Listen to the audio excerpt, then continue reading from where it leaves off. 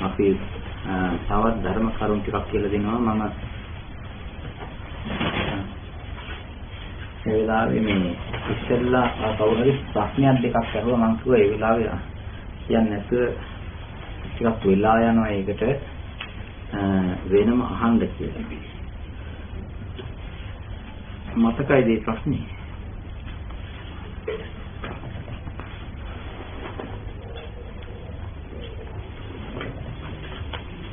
ප්‍රශ්නේ මතකයි? කවුද?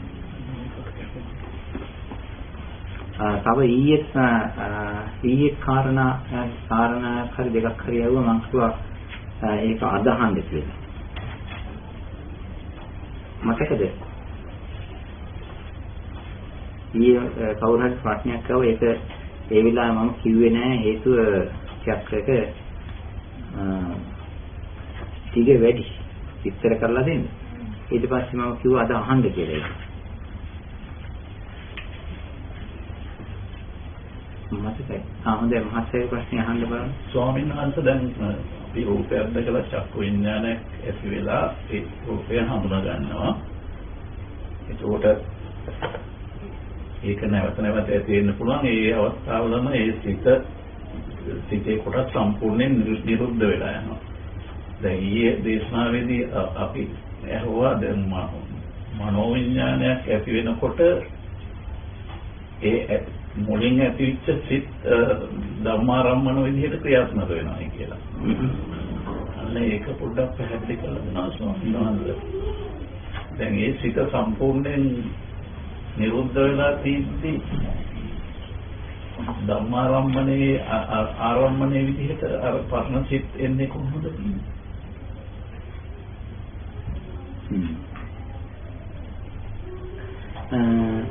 ඒක වෙන්නේ මෙහෙමයි. දැන් අරමුණු ගැනීම සඳහා ద్వාර වශයෙන් තිබෙන්නේ ඔක්කොම 6යිනේ. ඔච්චරයි තියෙන්නේ. එතකොට ඒ ద్వාර වශයෙන් 6ක් වුණාම පළමුවෙන් තිබෙන්නා වූ ద్వාර පහම එක දෙයකට සීමා වෙනවා. ඒ කියන්නේ චක්කුවෙන් හේවත් ඇහෙන් ගන්න පුළුවන් ග්‍රහණය කරගන්න පුළුවන් වෙන්නේම වර්ණ රූපයක් විතරයි. ඒක නිසා ඒ දොරටුව වර්ණ රූපයට සීමා වෙනවා. එතකොට ඒක නිසා කියනවා ඒකට රූපාරම්මණය කියලා. ඊළඟට තිබෙනවා ඒ රූපාරම්මණය ටිකක් ඕලාරිකයි. ඊළඟට තිබෙනවා කන ගන්නේ ශබ්දයක්. ඒකට ඒ ශබ්දය කනට සීමා වෙනවා. වෙන කොහෙටවත් යවෙන්නේ නැහැ. ඒකට ශබ්දාරම්මණය. නාසයට ගන්ධාරම්මණය. දිවට රසය කියන එක ආරම්මණය. ඒකට කයට අරමුණු තුනක් එනවා. ඒ තමයි ඒක පොට්ටබ්බාරම්මණය කියලා කිව්වට අරමුණු තුනක් තිබෙනවා. ඒ තුනම එකතු කරලා තමයි පොට්ටබ්බාරම්මණය කියලා කියන්නේ. ඒ තමයි ඇඟට පඨවි ගතියක් දැනෙනවා, ප්‍රශ්නේ සීතල තේජෝ ගතියක් දැනෙනවා, වායු ස්වභාවයක් දැනෙනවා. එතකොට මේ තුනම එක්කාසු වෙලා ස්පර්ශ කියලා කියනවා. එතකොට මේ අරමුණු කියනා වූ 7. එතන අරමුණු 7ක් තියෙනවානේ. ඒකට අරමුණු 5යි ගන්නෙ. තනි කරලා ගත්තොත් එහෙම රූපාරම්මණයයි, ශබ්දාරම්මණයයි, ගන්ධාරම්මණයයි, රසාරම්මණයයි, පොට්ටබ්බාරම්මණය කියලා කියන්නේ පඨවි, තේජෝ, වායු. 7යි. ඔය ටික තමයි ඔය 5ට ග්‍රහණය වෙන්නේ. එතකොට තව ඔය 7 ඇරෙනකොට තව කොච්චර තියෙනවද? තව කොච්චර තිබෙනවද වර්තමාන වශයෙන්, අතීතයේ වශයෙන්, අනාගත වශයෙන් කොච්චර දේවල් තිබෙනවද අරමුණු කරන්න. එතකොට හිත මුකින් අරමුණු කරන්නේ. හිතක් කියලා ඉතින් තියෙනවනේ. එතකොට හිත අරමුණු වෙන්නත් හිත පිළිබඳව දැනගන්න මොකක් හරි දෝරයක් එපායි. එතකොට ඇහෙන් පුළුවන්ද බෑ. කනෙන් පුළුවන්ද බෑ. නාසයෙන් පුළුවන්ද? දිවෙන් පුළුවන්ද? කයෙන් පුළුවන්ද බෑ. මේ පහටම අදාළ වෙන්නේ නැහැ. එතකොට ඒ හිත කියන දේ දැනගන්න එපායි. චෛතසිකය කියන එකක් දැනගන්න එපායි. අනාගතේ හරි වර්තමානයේ හරි අතීතයට ගිය එකක් හරි මොකක් හරි දැනගන්න හිත ගැන දැනගන්න ඕන, චෛතසිකය ගැන දැනගන්න ඕන, ප්‍රඥාව ගැන දැනගන්න ඕන, ස්පර්ශය ගැන දැනගන්න ඕන. දැන් රූප වශයෙන් ගත්තයින් පස්සේ තිබෙනවා ඕලාරික රූප, සියුම් රූප කියලා ගොඩක් තියෙනවා. එතකොට ඕලාරික රූප තිබෙනවා 12ක්, සියුම් රූප තියෙනවා 16ක්. ඒ 16ම දැනගන්න එපායි.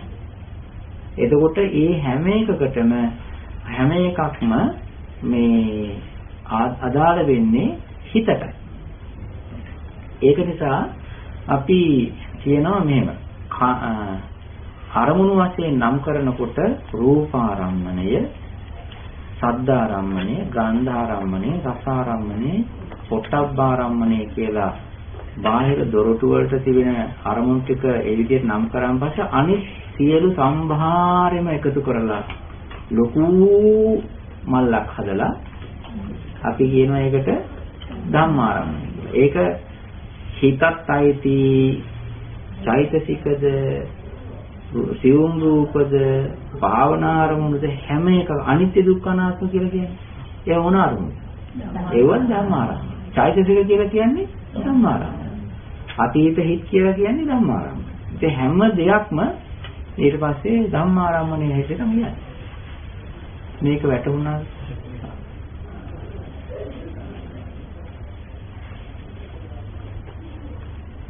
තවත් එකක් අපේ පින්වතුන් ඇහුවා.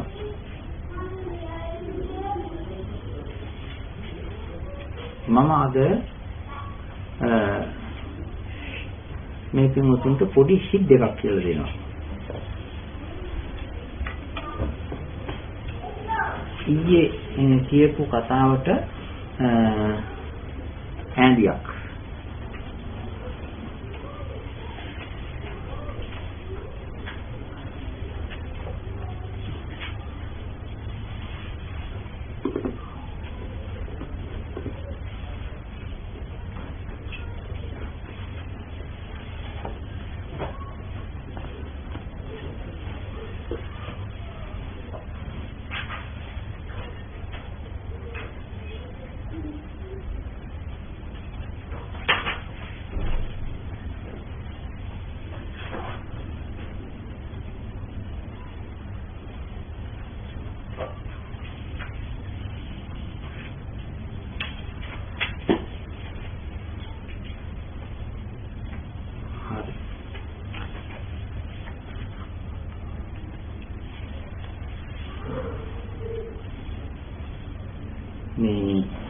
මෙන්න මේ හිත් දෙක. මේවා මාකපැන් නෙවෙයි නේද? මාකපැන්. white board මාක කියලා තියෙන්නේ.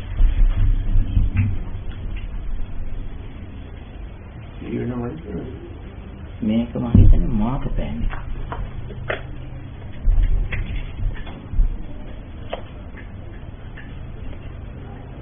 ඒක එහෙමනේ.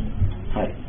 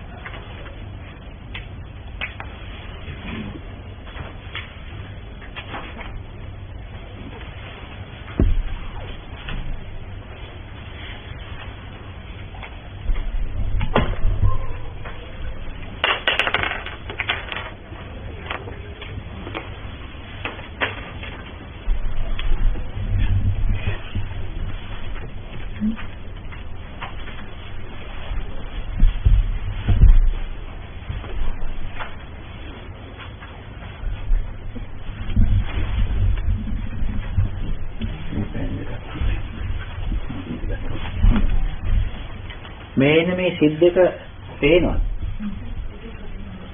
ඈ?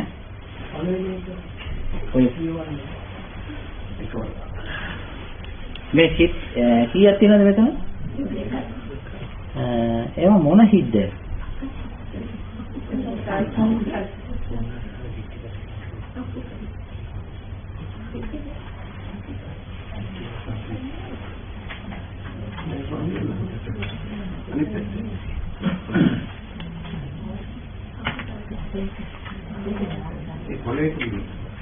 Lihat, kalau pakai kalau lihat mana ni?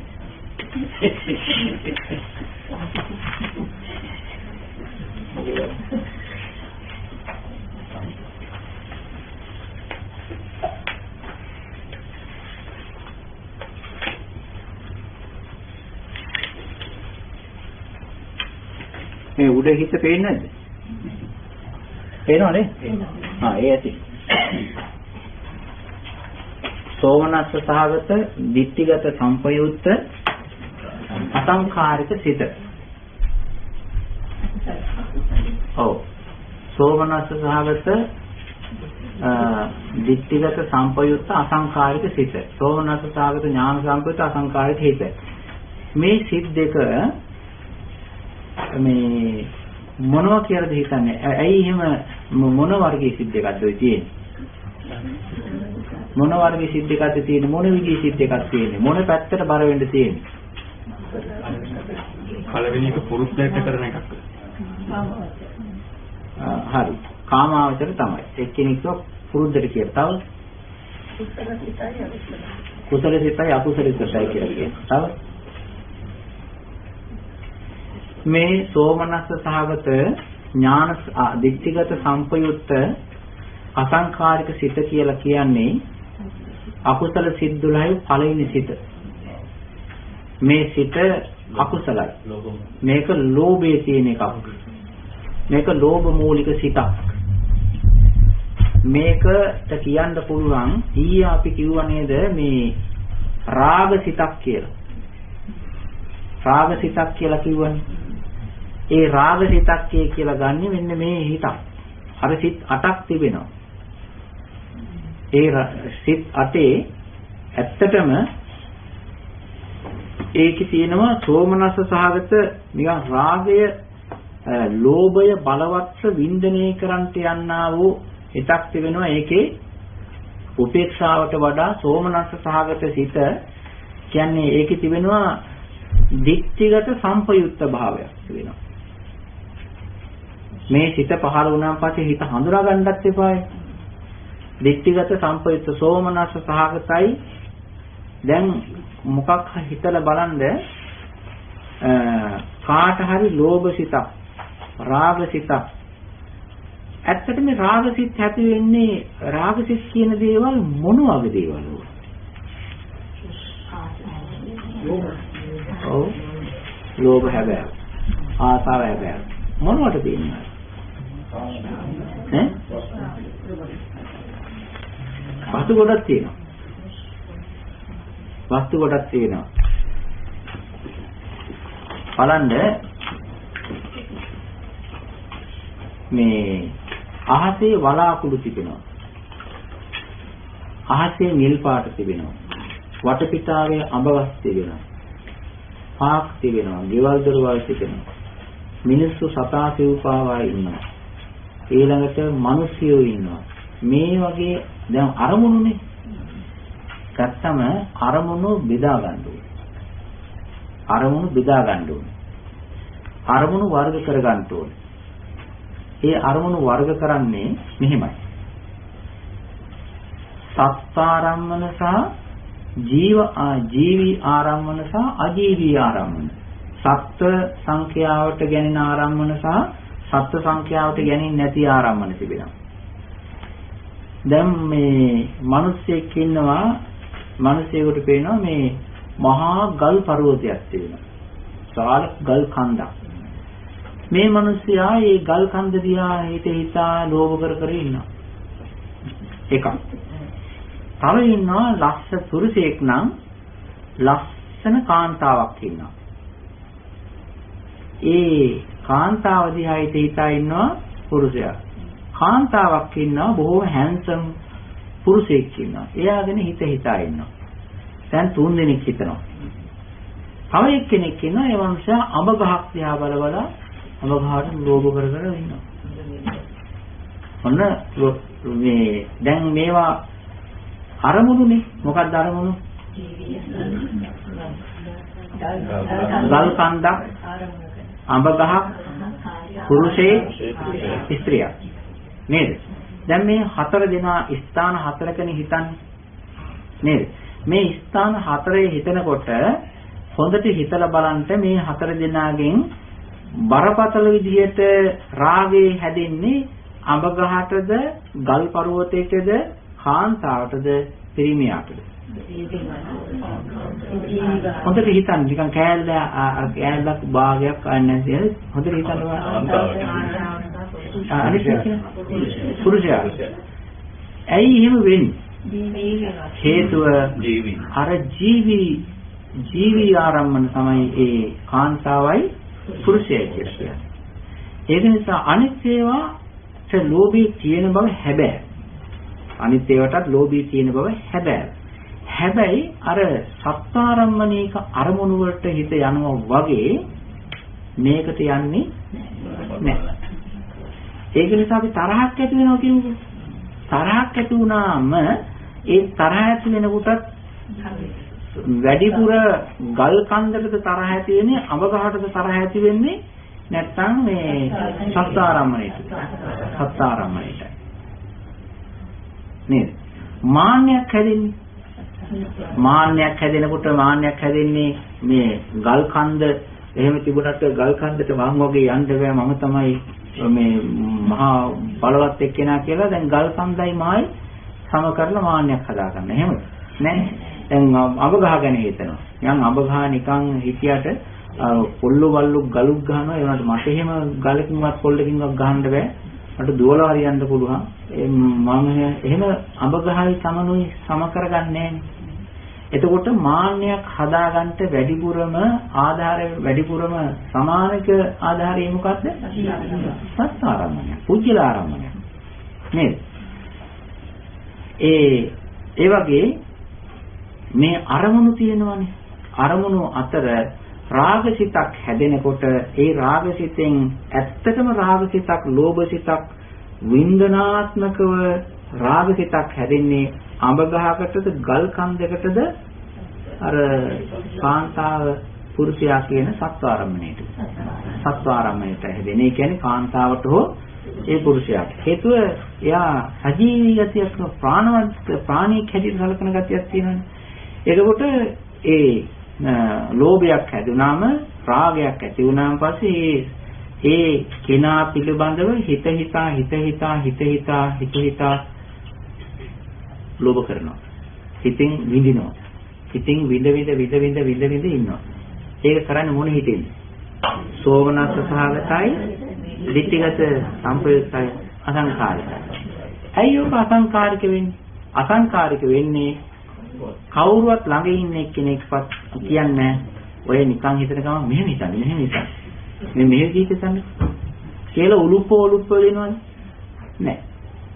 එයා තමන්ම තමයි හිතාගෙන යන්නේ. තමන්ම තමයි අදහස ගන්නෙ. මතු කරලා ගන්න. ආන තමන්ම අදහස මතු කරලා අරගෙන තමන්ම ඉදිරිපත් වෙලා තමන්ම හිත රහ කර විඳ යනවා. ඒක නිසා ඒක මොකද්ද?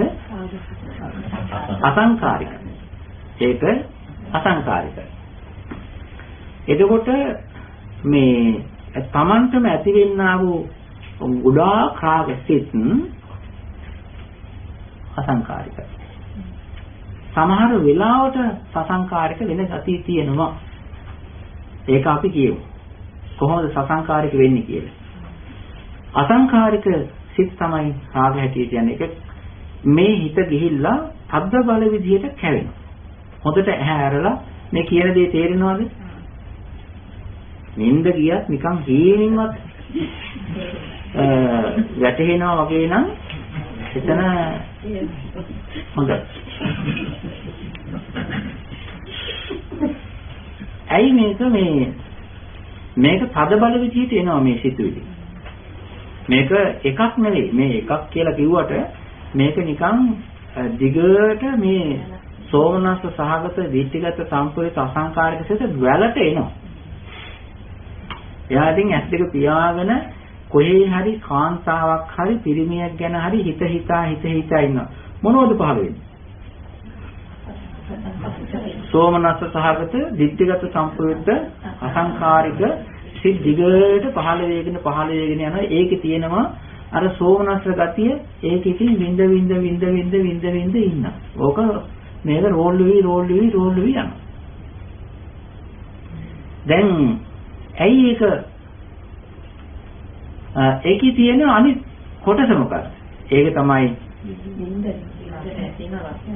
දිට්ඨිගත සම්පයුක්ත භාවයේ තිබෙනවා. දිට්ඨිගත සම්පයුක්තයි කියලා කියන්නේ අර හිතනකොට අරමුණු වෙන එක්කිනා ඉන්නවනේ. අරමුණු කරන කාන්තාව හෝ අරමුණු කරන පුද්ගලයා ඉන්නවනේ. එතන තිබෙන්නේ තමන්ගේ හිතට හිතෙන්නේ යම්කිසි පුද්ගලයෙක්, යම්කිසි ස්ත්‍රියක්, යම්කිසි පුරුෂයෙක්නේ. ඒ පුරුෂයාය කියලා කියන්නේ, ස්ත්‍රියේ කියලා කියන්නේ වෙන මොකක්වත් නෙමෙයි. එතන තිබෙන්නේ රූප ගතියක්, එතන තිබෙන්නේ වේදනා ස්වභාවයක්, එතන තිබෙන්නේ සංඥාවක් එකතු වෙච්ච තැනක්, එතන තිබෙන්නේ සංස්කාරයක්, එතන තිබෙන්නේ විඥාන සංකරණයක්, මෙතන තිබෙන්නේ ස්කන්ධ වශයෙන් පංච ස්කන්ධ ධර්ම කුට්ටියක්, ගුඩියක්. ඊළඟට මෙතන තිබෙන්නේ නාම ධර්ම, රූප ධර්ම එක්කාසුවක්. ඔය ටිකක් නේ තියෙන්නේ. ඒ ටිකට ඒ සෙට් එක, ඒ ධර්ම සමූහයට එයා ගන්නෙ මොකද්ද? මෙයා හොඳ කාන්තාවක්, මෙයා හොඳ පුරුෂයෙක්, මෙයා හොඳ කෙනෙක් කියලා සත්ව සංඥාවක් ඒකේ කාවලා තියෙනවා. ආන්න ඒකට කියන මොකද්ද? දික්ඛීගත වෙනවා කියලා. සත්වයේ, පුජ්‍යලයේ, ඊළඟට ආත්මයක්, ජීවයක්, කෙනෙක් හැටියට සලකා ගන්න ගතියේදී කියන මොකද්ද? දික්ඛිගානේ, දික්ඛිගත වෙනවා කියලා. එහෙම තියෙනවනේ. ආන්න ඒ දික්ඛිගත සෝමනස්ස සහගත වෙන්නේ අර විදිහට හිතුවොත් තමයි. මේ මිනිස්සයා හරි හොඳයි. මේ මිනිස්සයා මූණ නලල ගත්තම ගන්න දෙයක් නෑ, හරිම ලස්සනයි කියලා අර කාන්තාව හිතනවා පුරුෂයාගේ නලල ගැන, කන ගැන, නාහය ගැන, නිකට ගැන, උරහිස් ගැන, අතපය යන එන හැටි. ඒ වගේම පුරුෂයා හිතනවා කාන්තාවගේ කෙස්, ඊට පස්සේ වර්ණය, ඇස්, ඔය වගේ හිතනවා. එහෙම හිතන්නේ මේ ඇස් තනි කරලා ගන්නෑ. මේ අහවල් කෙනාගේ ඇස්. හැම වෙලාවෙම දික්තියට බද්ධ කරලා හිතන්නේ. මේ අහවල් කාන්තාවගේ ඇස්, අහවල් කෙනාගේ කොණ්ඩේ, අහවල් කෙනාගේ නාසය, අහවල් කෙනාගේ ගමන. හැම වෙලාවෙම තියෙන මොකද්ද? පුජ්‍යල සංඥාවක්, පුජ්‍යල සංකල්පයක් කාවැදිලා තියෙනවා. ඔය පුජ්‍යල සංකල්පය හදාගන්නේ නැතුව ඔය මේ රාගී ගතිය ගන්න බෑ. තේරුණානේ? රාගී ගතිය ගන්න බෑ පුජ්‍යල සංකල්පයක්, පුජ්‍යල සංඥාවක් ගන්නේ නැතුව. ඒක අවශ්‍යමයි. ඉතින් ඒක නිසා සෝමනස්ස සහගත ගතිය තියෙනවා ඒක. මේ මිනිස්යා හරි හොඳයි කියලා ඒකට කරුණ එක්කාස් කර ඊට පස්සේ එයා ජීවත් වෙන තැන හිතනවා. ජීවත් වෙන පළාත, ජීවත් වෙන ස්ථානයේ, ජීවත් වෙන ගෙදර දොර, එයා යන හම්බ වෙච්ච තැන, ගමන බිමන, කතා කරපු දේවල් හැම දෙයක්ම මේ සෝමනස්ස සහගත, ditthිගත, අසංකාරික සිතින් ඕක හිතින් වින්දනය කරනවා. එයා ගැන හිතා ඒ විදිහට විඳින්න හිතේ නිකන් ඇතිල්ලි සෝමනස්ස සහගත ගතිය කියන්නේ සැප වේදනාව. ඕක තියෙනවා. ඔය සැප වේදනාව විඳින්න හිත කැමති. ඔය සැප වේදනාව විඳ ගන්නට හිත කැමති. ඒ සැප වේදනාවත් එක්ක තනි වෙන්න හිත කැමති. ඒ සැප වේදනාවත් එක්ක හුදකලා වෙලා ඒ විදිහට හිතා දිගට මේ රීල් එක ගෙනියන්න කැමතියි. ඕකට කියනවා මොකද්ද? සිහින ලෝකය කියලා. නේද? එතකොට පුරුෂයෝ කාන්තාවෝ ගැන, කාන්තාවෝ පුරුෂයෝ ගැන ওই විදිහට සංකල්ප කරනවා. මෙන්න මේක තමයි දිගට යන්නේ. ඇයි මම ඔය මේ රතු පාටෙන් ලියන්නේ? මේක ලියෙන්නේ නැති හින්දා. ඔය සිත් හරි අනතුරුදායකයි. ඒකින්ද යෝක රතු පාටට ලියුවේ. දැන් පේනව නේද? ඒක නිසා මේ අකුසල සිත් ඇවිල්ලා මේක හරි බලවත්. හරිම බලවත් සිතක්. අකුසල් සිතක්. දැන් අපි යම්කිසි වෙලාවක සිතක් පහළ වුණොත් ඊයේ කිව්ව නේද අපි මේ මෙන්න මෙහෙමයි හිතට ලෝභ ආරම්මණයක් එන්නේ ඊළඟට ඒක ගැන සනි වෙනවා හුදකලා වෙනවා කියලා අපි කිව්ව නේද?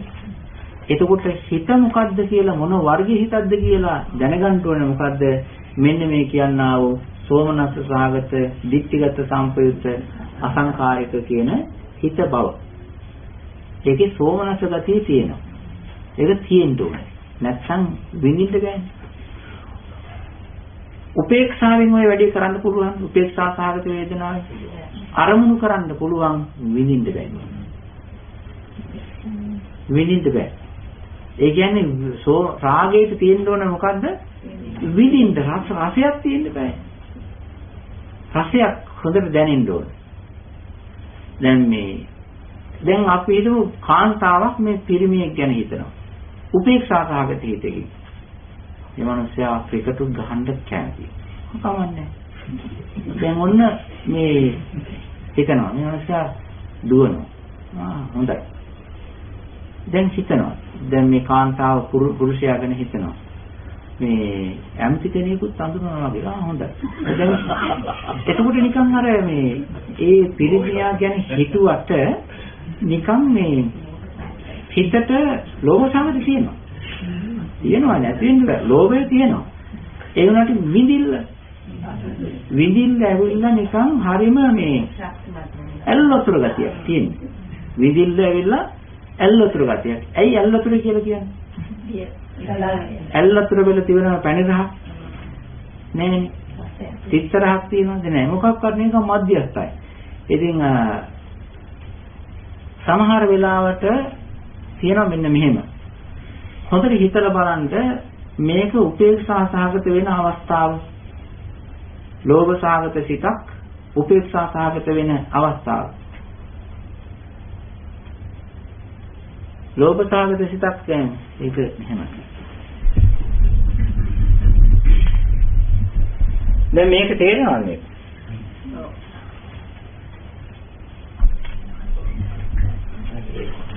හිතන හැමති රංජනය කියලා දැනගත්තොත් තියෙනවා. ඒක හොඳයි. ඒක අපේක්ෂාව බලනකොට මේ හිත හොඳට මතක තියාගන්න. සමහරවිට තියෙන මෙන්න මේ අකුසල සිත මෙහෙම එනවා.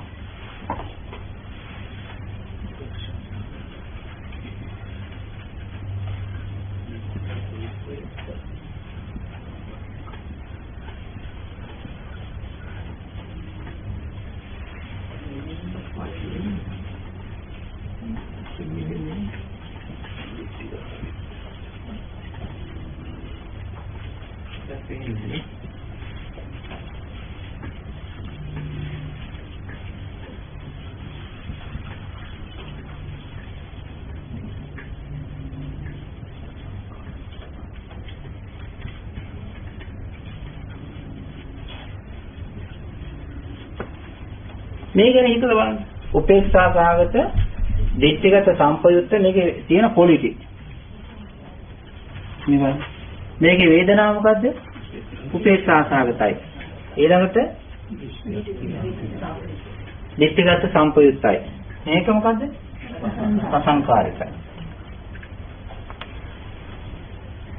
එක ගෙදරක ඉන්නවා මේ එක ගෙදරක ඉන්නවා අවුරුදු 35ක් විතර වයසට ගිය දීගන්ට බැරි වෙච්ච ගෑනු ළමයි.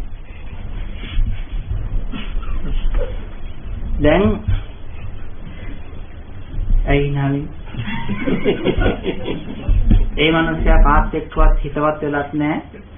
එහෙම යාළු වෙලත් මොකක්වත් හිතවත් කමක් නැහැ. ඒ තරමට කම්මැලි. ඊළඟට දෙමව්පියන්ට කීකරුයි කියලා ඔය ඉන්නවා. දැන් ඔය ඒ මනුස්සයාට ඒ ගෑනු ළමයාට දෙමව්පියෝ විවාහයක් යෝජනා කරනවා. හොඳට හිතලා බලන්න. දෙමව්පියෝ කවුරු හරි ඒ වයසට මොකක් හරි කමන්නේ මෙකැනික් වැඩ කරන එක්කෙනෙක් හරි කමන්නේ දැන් කතා කරලා දැන් මොන කියනවා. කොහොමද කියන්නේ? දෙමව්පියෝ කොහොමද ඒ ළමයාට යෝජනා කරන්නේ?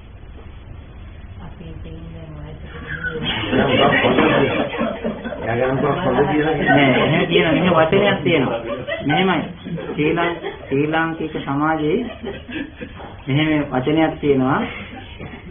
මේ කල්පනා කරලා බලපන් උඹටත් යන කලදකාවක් තියෙන්න ඕනේ නේද කියලා එහෙම කියනවා නේද? එතකොට ඒ මිනිස්යාට ඒ තරම්ම ඒ විවාහ වෙන්න කියලා හරි එහෙම හැඟීමක් නැහැ. ඊට පස්සේ ඉතින් කියනවා දැන් අර මේ ගරාජ් එකේ වැඩ කරන සුමනසිරි හරි බලපන් එයාත් මෙහෙම කියලා දැන් මොන යෝජනාවක් කරනවා. මේ මිනිස්යා එදින් ඔහි අහගෙන ඉන්නවා. මේ මිනිස්යාට ඒ තරම්ම ඕනෑකමකුත් නැහැ. හැබැයි අම්මලාට එපා කියන්නේ නැහැ. ඉතින් ඒ තරම උද්‍යෝගමත් හිතක් සුමනසිරියා එයා නම් හොඳයි තමයි එහෙම හිතෙන්නේ නැහැ. එතකොට මොකද්ද ඇති වෙන්නේ මානසික වේදනාව? උපේක්ෂා වේදනාව. අර ඒ පොළුග්ගට යා සුමනසිරියා වුණාට මෙයාට ඇති වෙන්නේ උපේක්ෂා වේදනාව. ඊට පස්සේ ඇති වෙනවා දිට්ඨිගත සම්පයුක්ත. දිට්ඨිගත සම්පයුක්ත කියලා කියන්නේ ගරාජ් එකේ වැඩ කරන එක්කිනා සුමනසිරි යකඩ කෑල්ලක් කියලා හිතන්නේ නැහැ. පහඩුවක් කියලා හිතන්නේ නැහැ. හිතනවා. කණුවක් කියලා හිතන්නේ නැහැ. නිකම් මොකක් හරි යකඩයක්, පහඩුවක්, කණුවක් කියලා හිතන්නේ නැහැ. ඒ සුමනසිරි ගැන එයාට හැඟෙන්නේ මොකක්ද? සත්ත්ව සංඥාවයි. සත්ත්ව සංඥාව හැදෙන්නේ. එයා පුජ්‍යලෙක් හැබැයි අහවල් එක්කෙනාගේ පුතා, අහවල් එක්කෙනාගේ නෑදෑය. මේ කියලා සත්ත්ව සංඥාව ගැන හැඟෙනවා. හැබැයි එහෙම වුණත් එයාට ඇති වෙන්නේ ඒ සුමනසිරිය ගැන ඇල්වතුර ගති හැඟීමක්.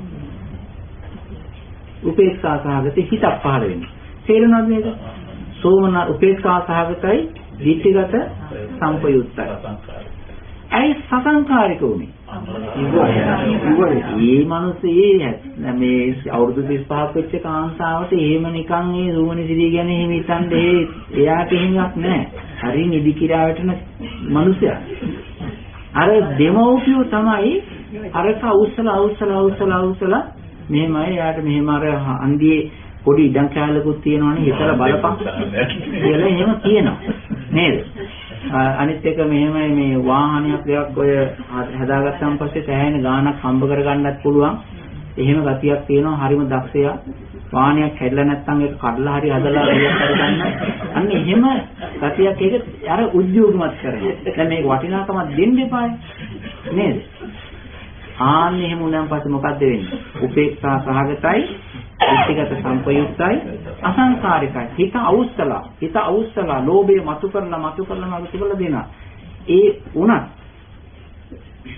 ඒ මිනිස්යාට තියෙන්නේ හරියට අර අපි අර සෝයා වලින් හදාපු ටෝෆු ගන්නකොට දෙන රස තියෙන ටෝෆු රහ ආන්න ඒ රහ තමයි තියෙන්නේ. ඇයි ඒ ටෝෆු රහ කියන්නේ?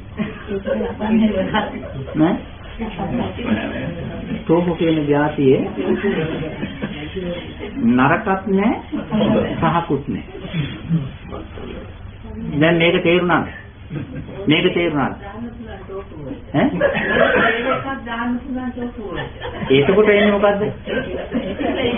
එතකොට එන්නේ මොකද්ද? ඕන පොඩක් හොඳට ඕන ෆ්ලේවර් එකක් ටෝෆු වලට දාන්න පුළුවන්ලු. එතකොට ටෝෆු වල රහ දෙන්නේ නැහැ. ඒ දාලුතින් දාපු ඒවා. සුමන සිරියටත් ඕකයි. ඒ දෙමෝපියෝ දාන රහ ඉන්නේ නැත්නම් මෙයාට එහෙම නැත්නම් නෑ. හොඳට හිතන්න මේ. ආපහු යන්න සෝමනස්. ඔව් ගඩ්. අර සෝමනස් සහගත දිට්ඨිගත සම්පූර්ණ අසංකාරික හිත ගැන හිතන්න. ඒ හිත ගැන හිතන්න බලන්න. සෝමනස් සහගත ඥාන සම්පූර්ණ අසංකාරික හිත පහළ වෙන්නේ ඔකේ අනිත් පැත්තටයි. මේ ගෑනු ළමයි ඉස්කෝලේ යනකොට යාළු කර ගන්නවා සාමාන්‍ය ප්‍රසන්න කියලා මේ තරුණ හාදේ. එතකොට ඒ ප්‍රසන්නත් එක්ක මෙයා යාළු වෙනවා. ඉතින් මේ දෙමව්පියෝ දැන් ඒ ගෑනු ළමයාට ඒ පිරිමි ළමයාව හරි හොඳයි. ප්‍රසන්නයි. නමත් ප්‍රසන්නයි, හිතට දැනෙන්නේ ප්‍රසන්නයි. එයා හරි මනාපයි. එයාගේ දෙමව්පියන්ට අප්‍රසන්නයි. එයාගේ දෙමව්පියන්ට ගෑනු ළමයාගේ දෙමව්පියන්ට මොකද වෙන්නේ? දරුවා ගෑනු ළමයාට එයා ප්‍රසන්න වුණාට අම්මටයි තාත්තටයි අප්‍රසන්නයි. හරි නෑ. ඒක නිසා ඒ වුණත් මේ ගෑනු ළමයා එයා ගැනම හිත හිතා ඉන්නවා. එතකොට අම්මලා කියනවද ඉස්කෝලේ හැරලා ආවට පස්සේ තේ ටිකක් බීලා අඟපත හොදාගෙන නිකන් ඉන්නේ නැතුව අර ප්‍රසන්නයා ගැන හිත හිතා හිටන් කියනවා. එහෙම කියනවද නැහැ. එපා කිව්වත් වෙන වැඩක් පట్టල කරත් මේ ටික හොදන්න තියෙනවා, ඇඳුම් ටික හොදන්න තියෙනවා, මෙදුළු අතු ගන්න තියෙනවා කිව්වත් එයාගේ ජොබ් එක මොකද්ද? මොකද්ද ජොබ් එක? අර ප්‍රසන්නයා ගැන හිත හිතා ඉන්න එකයි. නැද්ද සෝමනස්ස සහගත දිට්ඨිගත සම්පත අසංකාරික නැද්ද? කියනවා නේද? ඇයි එහෙම වෙන්නේ? හේතු පුද්ගල ඈඳියක්, පුද්ගල සංඥාවක් අර ප්‍රඥාක්තියක් උන්ට කාගෙන ආත්මයක් ජීවියක් තියෙනවායි කියලා කාගෙන හිතේ වද්දාගෙන තිබෙන හොඳයි මේ මනුස්සයා හොඳයි, දක්ෂයි, ප්‍රියකරුයි, ප්‍රියමනාපයි අන්න එහෙම හිතනවා. එතකොට මේක තමයි අර පළවෙනි එක. දෙවෙනි එක තමයි උපේක්ෂාගත දිටිගත සම්පේත අසංකාරික හිත. දැන්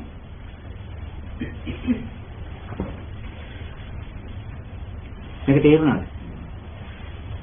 ඔය hina වෙනවා වගේ මේක තේරුණාද? දැන් ඔන්න බලන්න අර මෙයාට නිකන් රාග සිතක් තියෙන දුපේක්ෂා සාගත එක්කෙනාට. ලෝභ සිතක් හැදෙනවා. ඒ වුණාට නිකන් අර සෝමනස්ස කාර්යයට වගේ නෑ. එහෙම නිකන් නෑ. එයා නිකන් කමන්න කියලා කරලා දෙනවා නම් එහෙමයි. එහෙම එකක් තියෙනවා. ඔය ඇතුවා හෝ නැතුවා කමන්නේ මේ එයාට ලැබෙනවට කමක් නෑ. ඒ වුණාට එයාට දැනෙන්නේ නිකන් මධ්‍යස්ථ ගතිය. වේදනාව වශයෙන්. අපි බලමු මෙහෙම. දැන් මේ දෙන්න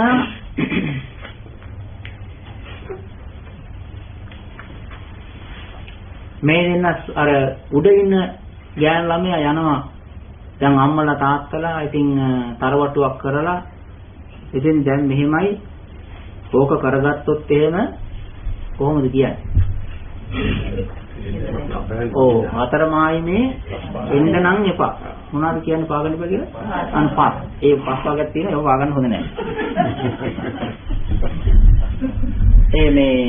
මේ විවාහ කරගත්තොත් මොන පස්සේ පාගන්න හොඳ නැත්තේ? අර ඉඩමේ හතර පැත්තේ තියෙන පස් පාගන්න නැතුව මේ මායිම හතරේ නේද කියන්නේ? හතර මායිම නේද කියන්නේ? ඒ හතර මායිමේ තියෙනවා පස්සක්. ඒව පාගන්න නැතුව උඩින් පැනලා එයි.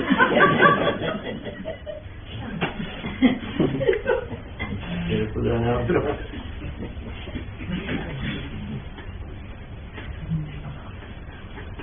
හරි. දැන් මෙයාට තරවටු කරනවා දෙමව්පියෝ. මේ ළමයාට තරවටු කරනවා. ඊට පස්සේ මෙයා යනවා කලකිරෙනවා. මෙයා කලකිරලා යනවා ස්වාමීන් වහන්සේ නමක් හම්බ වෙන්න. දැන් ඉතින් නෑ. දැන් ඊට පස්සේ මෙයා තීරණයකට යනවා. මොකද්ද? මොකද්ද කියන්නේ තීරණය? ඈ?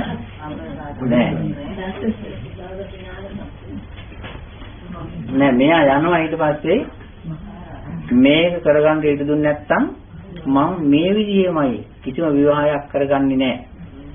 කිසිම ජීවිතයේ ආයෙනම් විවාහයක් කරගන්නේ නෑ. తాවකාලික කතාවක්. ඒ වුණාට එහෙම කරගන්නේ නෑ කියලා කියනවා. දැන් මෙයා යනවා ස්වාමීන් වහන්සේ නමක් හම්බෙන්න. ඒ ස්වාමීන් වහන්සේ ඊට පස්සේ කියලා දෙනවා ටිකක් කල් ඇරලා ඕක ගැන මෙහෙමයි හිතන්නේ ඔය දෙමව්පියන්ට කීකරු වෙන්න ඒ වගේම ඕවා සත්‍යයක් හැටියට පුජ්‍යලයක් හැටියට හිතුවෙන් පස්සේ මේ දේ කියලා හොඳට කල් අරගෙන එකපාරම නෙවෙයි ටිකක් ගිහිල්ලා උන්නේ යාට කියලා දෙනවා මොකද්ද කියලා දෙනවා සත්‍යය යනු කුමක්ද සුමනසිරී යනු කුමක්ද අම්මා තාත්තා යනු කුමක්ද කියලා දැන් ඔන්න බෙදලා කියලා දෙනවා හිත ඡයිතසික අරව මේවා අපි කියනා වගේ කියලා දෙනවා කියමුකෝ.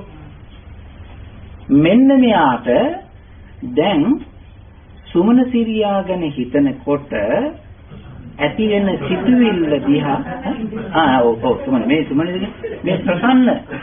ප්‍රසන්න දිහා මෙතන ඉති ප්‍රසන්න කියන තරුණයා ගැන හිතා ඉන්නකොට ඇති වෙන සිතුවිල්ල බලන්ද මේ ස්වාමීන් වහන්සේ නමක් කියලා දෙනවා. තේරුණාද? එහෙම බලනකොට දැන් මෙයා ඒ අනුසාරයෙන් දැන් මේ ප්‍රසන්න ගැන හිතන හිතවිල්ල බලනවා. දැන් ප්‍රසන්න ගැන ලෝභ හිතක් පහළ වෙනවනේ. ඒ ප්‍රසන්න ගැන අරමුණු කරනවා, ප්‍රසන්නගේ ලස්සන හිතනවා, ප්‍රසන්නගේ හැඩහුරුකම හිතනවා. දැන් මේ මනෝමය පින්තූරෙන් මෙන්න මෙහෙමයි අර ස්වාමීන් වහන්සේ කියපු හැටියට දැන් මෙයා හිතනවා. හැබෑවනේ නම් මේ නිකම් බරකරත්තයක් ගැන මං හිතන්නේ. ඔන්න දැන් එනවා. එයාට හිතෙනවා දැන් මේ සිතුවිල්ල ගැන මේ හිතෙන් තමයි මේ සෝමනස්ස ගතියක් මට තියෙනවා. රාගී ගතියක් තිබෙනවා. මේකේ මට නිකන් ආසා ගතියක් තිබෙනවා. මෙයා පුජ්‍යලෙක් හැටියට ගත්ත ගතියක් තියෙන එක දැන් මෙයාට මේ හිතේ ගතිය තේරෙනවා. ඒ වෙලාවට මෙයාගේ හිතේ පහළ වෙන්නේ මොකක්ද? ඒ වෙලාවට පහළ වෙන්නේ මොකද්ද? මේන්න මේ හිත.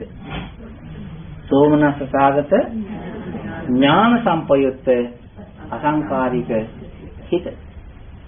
නේද? එතකොට මේ හිත දිහා බලනකොට මේ හිත බැලෙන්නේ මොකෙන්ද? මේ හිතේ. බලන්න මේ සෝමනස්ස සාගතයාට ඉතින් හොඳට මෙනෙහි වෙනවා. හොඳට හිත අහු වෙනවා. හොඳට ආරම්භණය ගැන තේරෙනවා. දැන් මේ එයා මෙනෙහි කරනකොට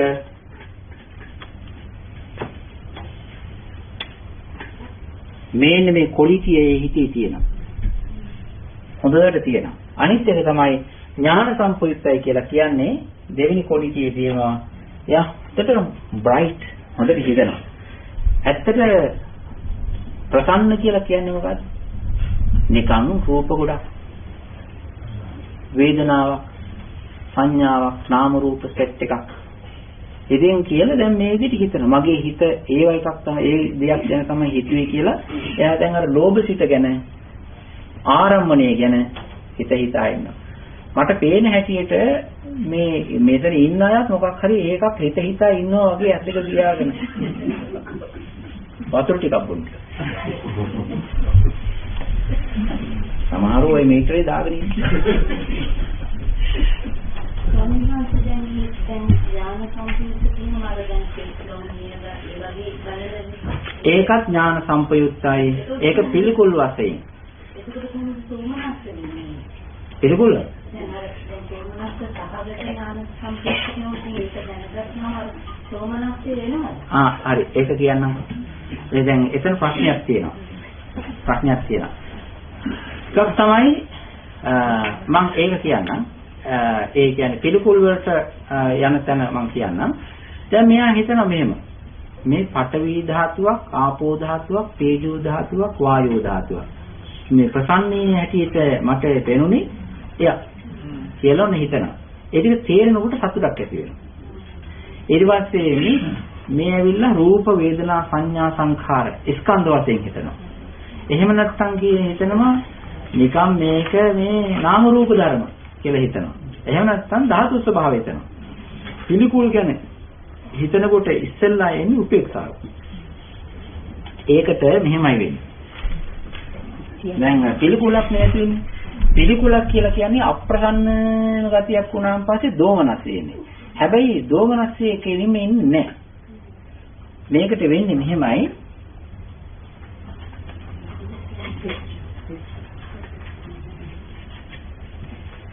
උපේක්ෂා සහගත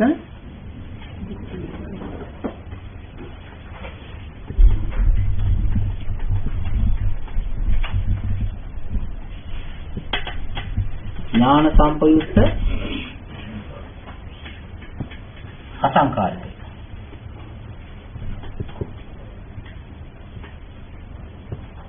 මේක පහළ වෙන්නේ මොකක් නිසාද?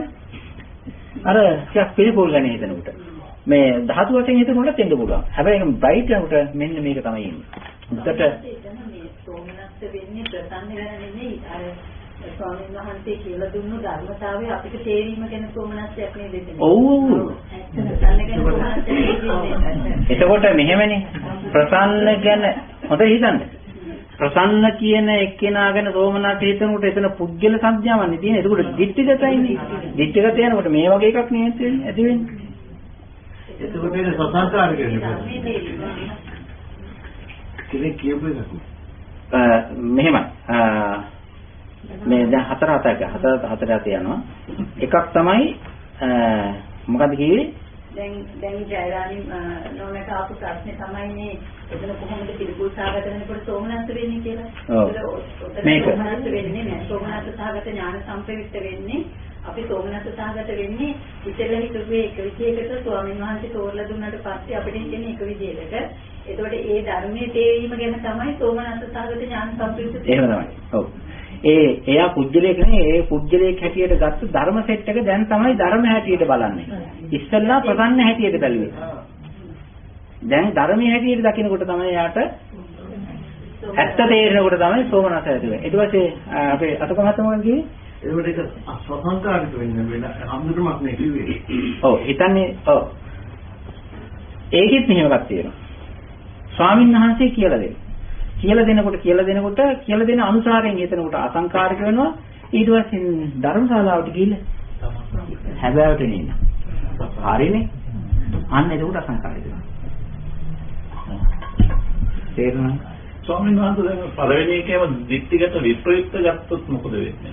ඒකට එන්නම් පස්සේ. මේ පස්සේ වෙනවා හතරක් තියෙනවා. මේ අනිත් එක තමයි උපේක්ෂා සහගත ඥාන සම්පූර්ණ අසංකාරික සිත පහළ වෙනවා. නේද? ඒ ඊළඟට දැන් මේ ප්‍රසන්න ගැන මේ කිව්වේ. මෙයා කවුද? මේ කියන්නේ කවුද ගැන හිතන්නේ? සුමන දිදී ගැන.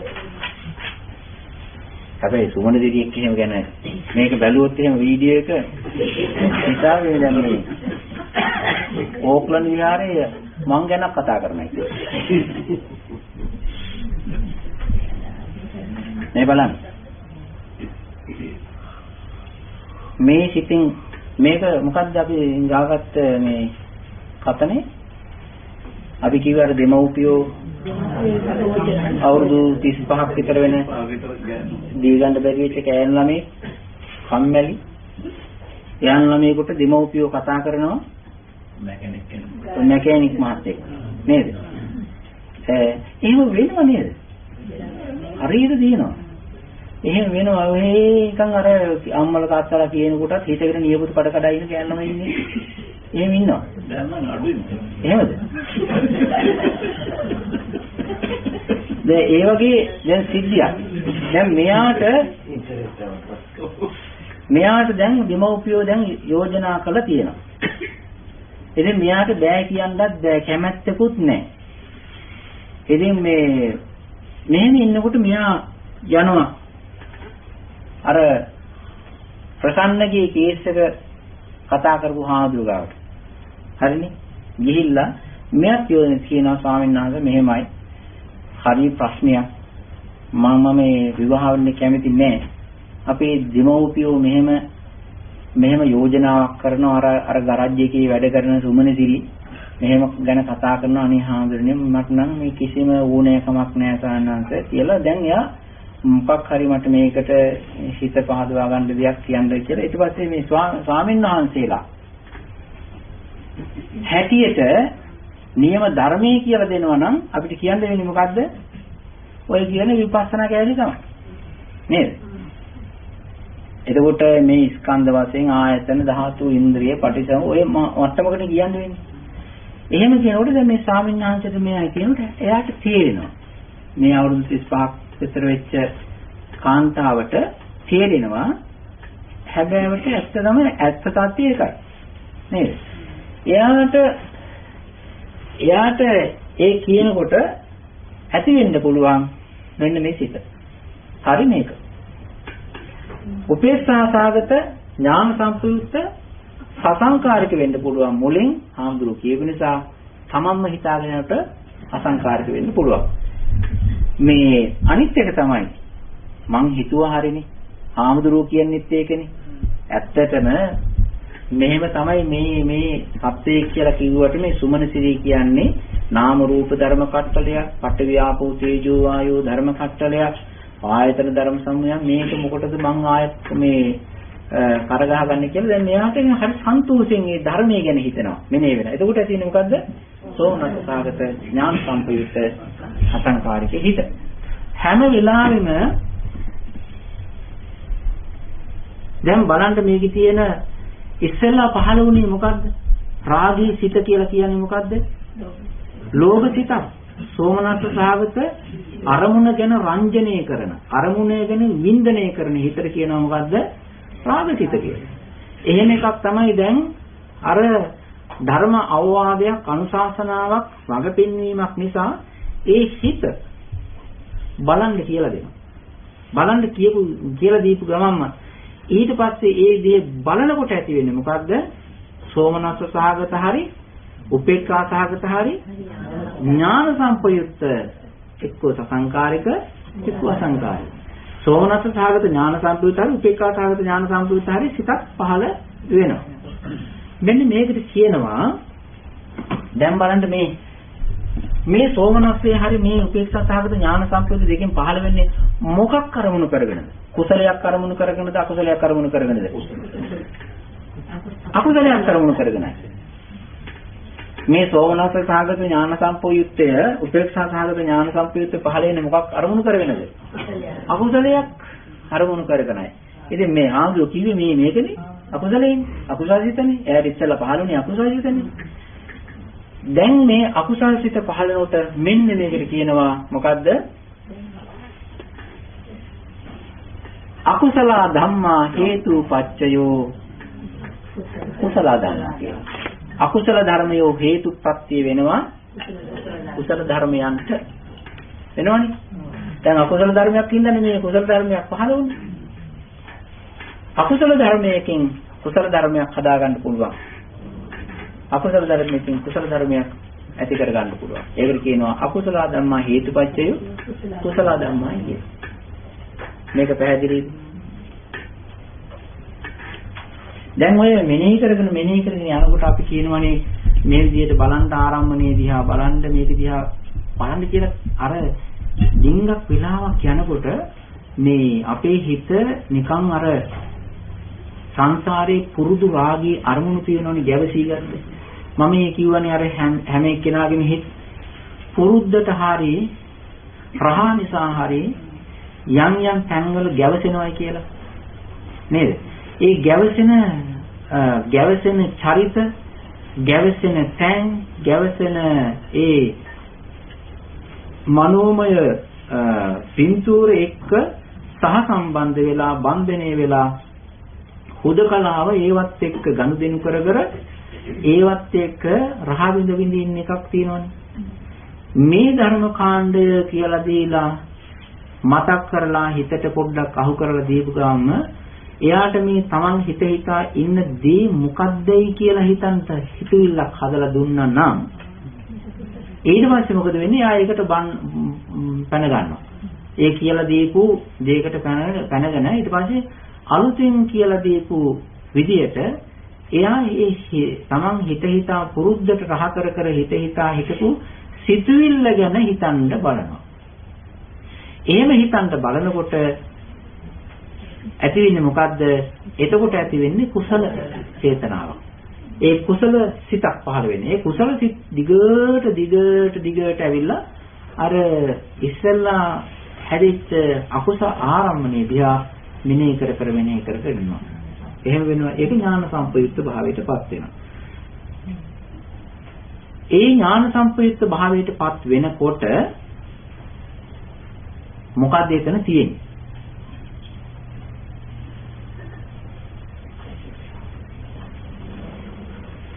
මේක මකනවා.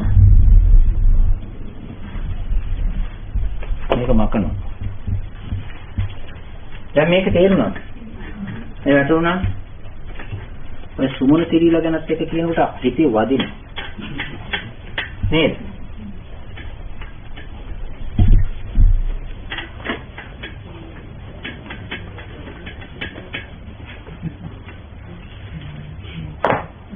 හරි.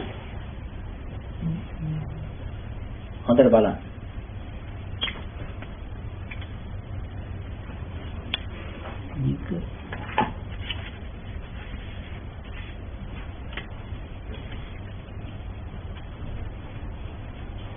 මේ සෝමනස්ස සහගත ඥාන සම්පයුක්ත අසංකාරික සිත කියලානේ කිව්වේ.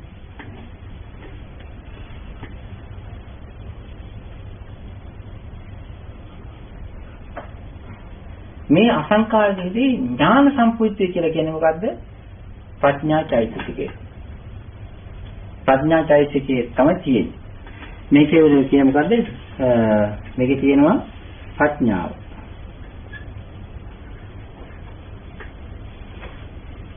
මේ ප්‍රඥාව තමයි ඥාන සම්පූර්ණය කියලා කියන්නේ. ප්‍රඥාව විතරද තියෙන්නේ? නෑ. ප්‍රඥාවත් එක්ක එනවා මොකද්ද? සතිය. සිහියෙන් දෙපා සම්පූර්ණ ප්‍රඥාවත් එක්ක සිහියෙන් දෝ. ඊට පස්සේ මේක මදි. මේක දුවවන්ට එනර්ජි අවශ්‍යයි. මේකට අවශ්‍යයි මොකද්ද? වීර්යය.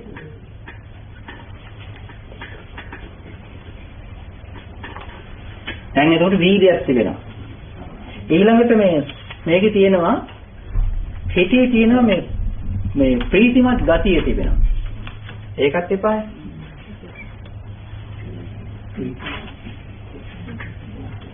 එතකොට දැන් කීයක් තියෙනවද? 4ක් තියෙනවා. දැන් අර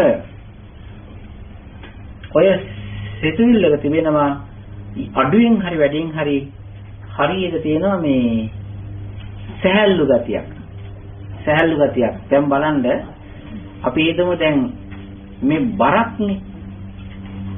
ඔය විවාහයක් ගැන කතා කරනවා කියලා කියන්නේ බොහෝ අයට බරක්. හරියට හිසට බරක්. වගකීමක්. දැන් යන්තම් පන්සල සේනාසනය අරණ්‍ය යෝගාශ්‍රමයේ ආශ්‍රය කරගෙන ඉන්නකොට අර බර අයින් කරන්න පුළුවන්. එතකොට ඇති වෙන හිතේ මොකද්ද? සැහැල්ලුවක් ඇති වෙන. ඒකට කියනවා මොකද්ද?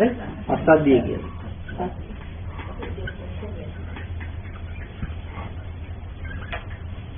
අස්සද්ධිය ඇති වෙනවා. නේද?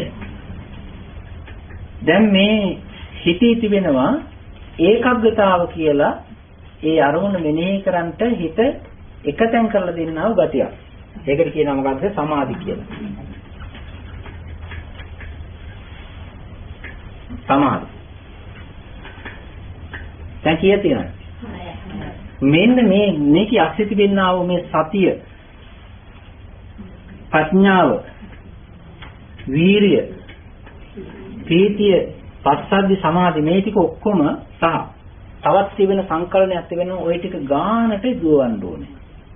ගානට දුවවන්න ඕනේ.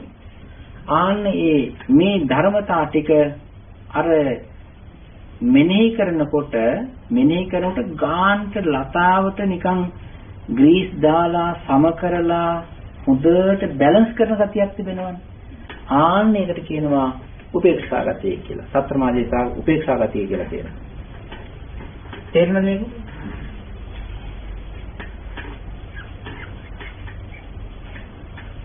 කීයක් තියෙනවද මෙතන? 1යි 2යි 3යි 4යි 5යි 6යි 7යි. දැන් බලන්න එක තැනක් මෙනෙහි කරනකොට ධර්ම කාරණා කීයක් වැඩෙනවද? 7ක් වැඩෙනවා. එකක් මෙනෙහි කරනකොට ධර්ම කාරණා 7ක් වැඩෙනවා. මේ ටික ඔක්කොම මේකේ ඇස්සේ තියෙනවා. එකක් සිද්ධ කරනකොට ඔක්කොම හැදෙන විදිහට තමයි තියෙන්නේ. දැන් ඔන්න බලන්න මේ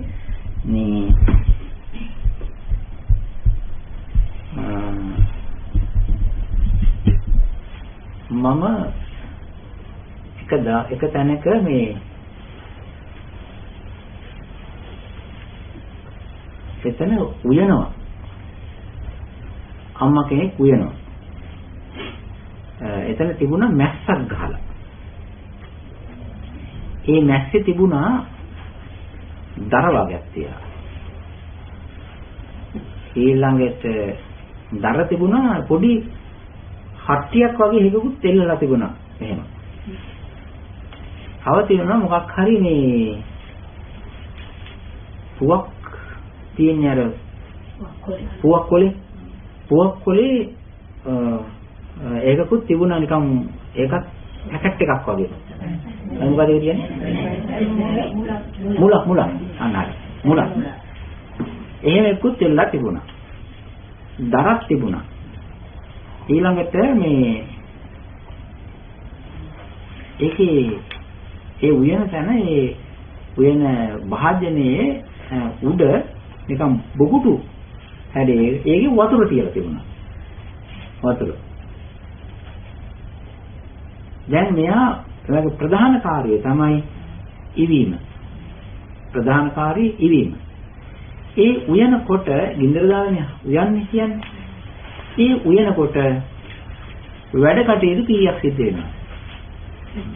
එකක් තමයි අර වතුර එකක් දාලා දුන්නා ඒ උයන වෙලාවේදී ඒක ආශ්‍රයෙන් වතුර ඒකත් රත් වෙනවා. බතක් හරි මොන හරි උයනවා නම් බත ඉවීම වතුර ඒක රත් වීම දර ටික වේලීම මිරිස් උනාද જાතිය කර හලියට දාලා ඒවා වේලීම මේම අනිත් එක තමයි තනියම. කීයක් තියෙනවද එක කාර්යයක? 5ක් තියෙනවා නේද? ආන්න ඒ වගේ සිතක් කුසල ආරම්මණයක කරලා සිතක් කුසල සාගත කරනකොට ඒකේ අස්සේ ගොඩ නැගින්නා වූ ඒකේ අස්සේ වැඩෙන්නා වූ ධර්ම ඔන්න ඔය විදිහට තමයි බලන්නේ. ඔය විදිහට තමයි දකින්නේ. ඔය විදිහට තමයි අපි කුසල ධර්මය 7ක් වැඩෙනවා. කුසල ධර්මය 7ක් වැඩෙනවා. ඒක නිසා ඔක බුදුරජාණන් වහන්සේ දේශනා කරනවා එක ආනාපාන සති ආරම්මණයක බොජ්ජංග ධර්ම වැඩින්නේ කොහොමද කියලා. මේ කතාව තේරෙනවද? එක හුස්ම රැල්ලකත් ඔය වැඩෙනවා. එක හුස්ම රැල්ලක් මෙනෙහි කරනකොට එක හුස්ම රැල්ලක් මෙනෙහි කරන්නේ මොන හිතකින්ද? සෝමනස්ස සාගතව ඥාන සම්පයුක්තව අසංඛාරික හිතින් තමයි ඒක මෙනෙහි කරන්නේ. එහෙම මෙනෙහි කරනකොට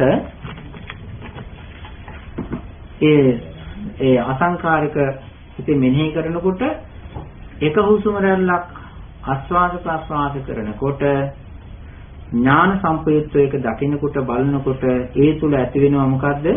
ප්‍රඥා චෛතසිකයේ තිබෙනවා, සිහිය තිබෙනවා, වීරිය තිබෙනවා, ප්‍රීතිමත් ගතිය තිබෙනවා, සහැල්ලු පස්සද්ධි ගුණය තිබෙනවා, ඒකාග්‍රතා සමාධි ගතිය තිබෙනවා, ඒ වගේම උපේක්ෂා ස්වභාවය තියෙනවා. එතකොට මේ ටික ඔක්කොම එකේ සලපදියම් වෙනවා, ලස්සනට වැඩෙනවා. ස්වාමීන් වහන්සේ දැන් ධර්ම දේශනා කරනවා මේ හතරකටද? ඔව්නේ. ධර්ම දේශනාවක් කියන්නේ ධර්ම දේශනාවක් අහනකොට හොඳට ඇහෙන එකක් නෙවෙයි. හොඳට හිත ඒක තැන් කරගෙන හොඳ ඕනෑකම් ශ්‍රද්ධාවෙන් බැහැගෙන අහනවා නම් මේවා වැඩෙනවා.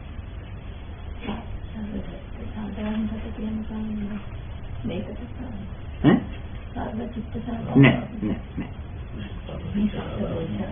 මේ ඇවිල්ලා බුද්ධාංග ධර්ම.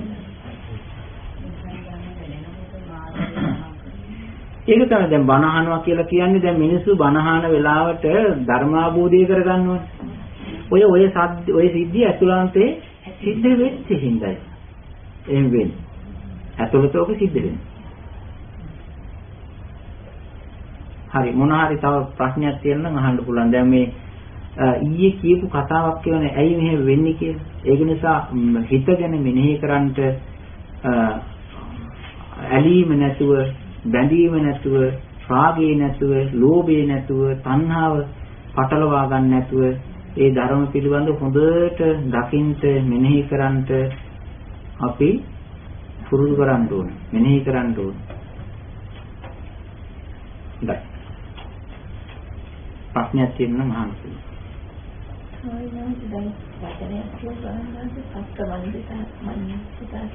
తත්‍ර මධ්‍යස්ථතා. ඒක උපේක්ෂාව. උපේක්ෂාව කියන ඒක චෛතසිකයක්. ඒක ඇවිල්ලා මෙහෙමයි තියෙන්නේ. මේ ප්ලේන් එකක් නගනකොට ඒ ප්ලේන් එකේ මම අහලා තියෙනවා මේ බර සම කරනවා කියලා එකක්. එහෙම තියෙනවනේ. ඒකේ තියෙනවා දැන් පිටිපස්සට දානවා බර ඉතින් මේ බඩු පටවන මිනිස්සු මේ පැත්තට බර දෙයි ටිකක් මේ පැත්තට ඕම් බර බල නෙවෙයි දාන්නේ. ඒකේ තියෙනවලු මේ පියාසර කරන්ට යනකොට ඒකට අවශ්‍ය බර සම කිරීමක් තියෙනවලු. එතකොට ඒකින් තමයි ඒකට ගන්නවලු මේ මොකද්ද එයා අර පොළවේ මෙහෙම එකක් තියෙන්නේ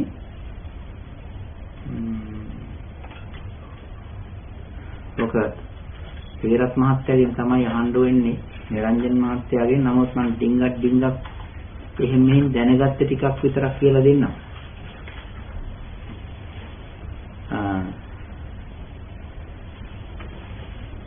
මෙහෙමයි තියෙන්නේ. පොළවේ වායු පීඩනය වැඩිනේ. වායු වැඩිනේ. උඩ අහසේ ඔය 40000ක් විතර යනකොට අඩි 42000 යනකොට වායු පීඩනය අඩුයිනේ. එතකොට අපි මේ පොළවේ වායු පීඩනය වැඩි පරිසරයට හිතිච්ච මේ අයනේ. ඉතින් අපි ගිහිල්ලා උඩ පැන්නොත් එහෙම උඩ අපේ කටින් කොහොම එනවා ඇතුලේ තියෙනව එළියට දාන්න නේද? ඒක නිසා මේ වායු පීඩනයේ වැඩි පරිසරයක හිටපු එක්කෙනෙකුට උඩ සැහැල්ලුවකින් ඉන්න බෑනේ. ඒකට ප්ලේන් එකක් කියන්නේ ඈත උඩින් යන්නේ. එතකොට හැම වෙලේම කරන්න ඕනේ කියලා කියනවා මේ උඩට යනකොට මේ ප්ලේන් එක ඇතුලේ මේ තියෙන පීඩනය වායු පීඩනය ඔක්කොම මේ පොළොවට සම වෙන්න තියෙන්න ඕනේ එතන. දුරින් ගියාට මේ පොළොවේ තිබෙන වායු පීඩනය ප්ලේන් එකේ ඇතුලේ තියෙන වායු පීඩනය දෙක සමාන වෙන්න ඕනේ. හැබැයි ප්ලේන් එකකින් එළිය වායු පීඩනය අඩුයි. ආන්නේ මේ තිබෙනා වූ වායු ගතියට සමාන කරගන්න ගතියක් හදාගන්න අන්න ඒක වගේ එකක් තමයි සතර මාර්ගය කියලා කියන්නේ. අර බැලන්ස් වෙන්න හැම එකක්ම උස් පහත් වෙන්නේ නැති වෙන්න නිකන් සමව පවත්වාගෙන යන ගුණ ස්වභාවයක් තිබෙනවා. ඒක චෛතසිකයක්. අන්න ඒකට කියනවා මොකද්ද? සතර මංචස්කාරය. ඒකයි සම්බන්ධ මේ හත් දෙනා සමව තවතිනවා. ඔය හත් දෙනායි ඔක්කොම ටික.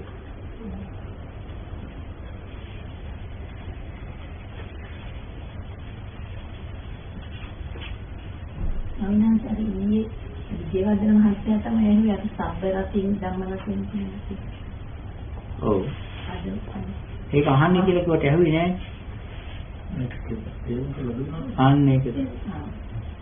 ඒ තේරුම් කරලා දීපු නැති ඒක වියේ තේරුම් කරලා දීපු නේ තේරුම් ගත්තේ අපි කියන කැලල දාන්න නැතුව රති කියන එක විතරක් පාවිච්චි කරලා වචන හදනවා.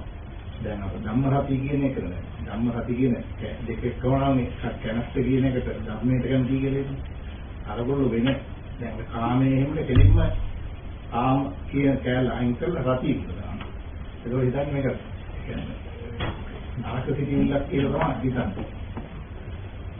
ඒක තැනේ හැටියට ගන්න වෙන්නේ. ඒක එහෙම නැතුව මේ ධර්ම එහෙ වගේ හිතෙන જાති බුදුබණ වලට වඩා ඔය එක එක જાති කියනවා. ඉතින් මේ ඛේදනීයයි. ඉතින් ඒ අයට ඉතින් නිවන් කෙසේ වෙතත් යන තැනක් ඉතින් නිර්මාණය වෙනවා. ඒක තමයි තථාගතයන් වහන්සේගේ බණ. අපි ළඟ අර පොතර පොතේ දුවෝ දන්නා රති ළඟා කියන්නේ එතන ඒ රති කියන්නේ. එතන තියෙන්නේ කෙලෙස්. කෙලෙස් කියන්නේ. ඔව් තණ්හාව රති රඟා නමුත් තියෙනවනේ. නමුත් තියෙනවා. ඒ කියන්නේ කෙලෙස් නම් තියෙනවා. එතන කෙලෙස්ගේ නමක් හැටියට තමයි අවශ්‍ය වෙන්නේ. තියෙනවා මේ මිනිස්සු අපෝ මේ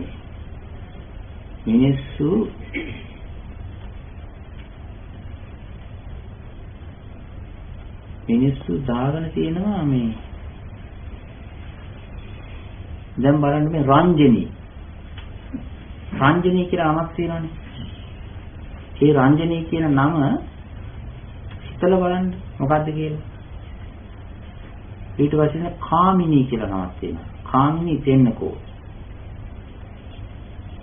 අර කාමිනී කියලා කියන්නේ මේ රාගයට තිබෙන බරපතල ලෝභ සහගත කෙනෙක් නේ තියෙනවද? කාමිනී කියන නමක් තියෙනවා. රංජනී තිබෙනවා, කාමිනී තිබෙනවා. රංජිත් තියෙනවා. රංජන තිබෙනවා.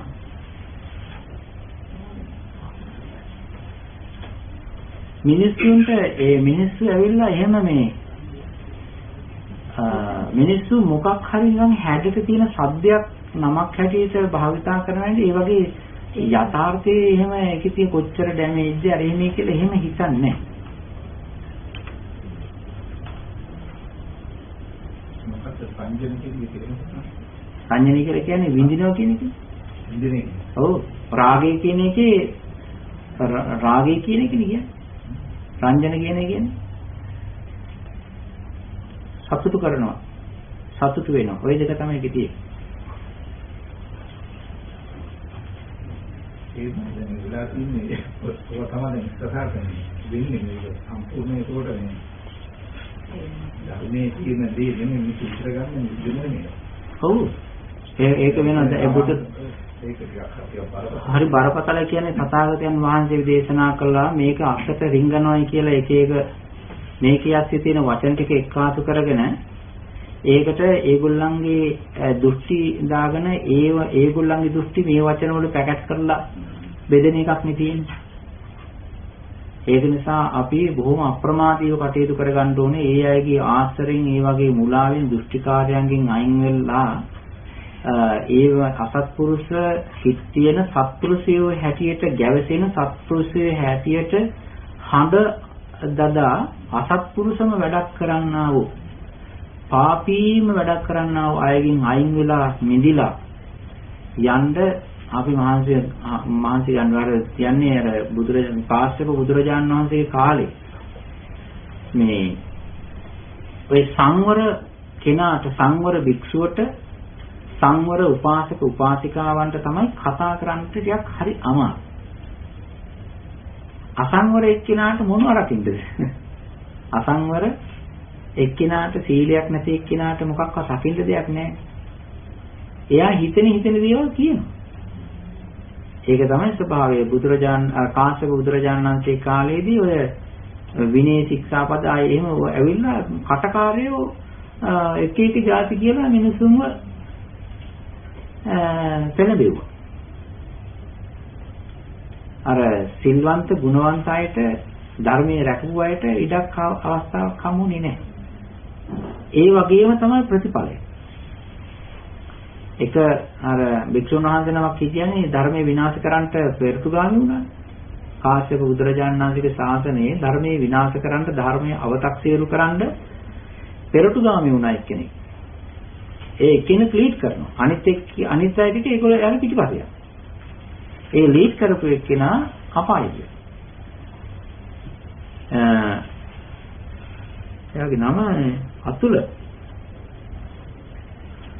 කියලා. ඊළඟට එයාගේ සහෝදරියක් හිටියා. සහෝදරිය බේරුණා. අම්මා හිටියා. අම්මත් අපායේ ගියා. පුතා යන පැත්තට ඒ පැත්තට එකක් ඇද්දි. සහෝදරියක් හිටියේ. එයත් අපායේ ගියා. අනිත් ඒකට උල්පන්දම් දීපු ඔක්කොම ටික නරකාදී ගියා. ඔය කවුරුත් එහෙම නිවන් ගියේ නැහැ. ඊට පස්සේ අපේ ගෞතම බුදුරජාණන් වහන්සේ වැඩ ඉන්න කාලේදී මාළුවෙක් හිටියා. කපිල. අතුල නේ කපිල මාත්‍යා. ඒ වගේ දේවල් සිද්ධ වෙනවා. ඒකට කරන්න දෙයක් නැහැ. බුදුරජාණන් වහන්සේ දේශනා කරනවා බේරගන්න පුළුවන් අය බේරගන්න. ඉතින් අනිත් අය බේරගන්න කියලා අපිට වගකීම ගන්න බෑනේ. දැන් බුදුරජාණන් වහන්සේගේ නෑදෑයෙක් හිටියනේ යසෝදරා දේවීන් වහන්සේගේ තාත්තා නේද? සුපබුදු රජුරුනේ. රජුරුව සුපබුද්ධ වුණාට සුපබුද්ධ කියලා කියන්නේ මොකක්ද? සුපබුද්ධ කියලා කියන්නේ ප්‍රසන්නව අවදි වෙනවා කියන එක. ප්‍රසන්නව අවදි වෙනවා. ප්‍රසන්නව පිබිදෙනවා. ඒ වගේ ගතියක් තියෙන එක්කෙනෙක්.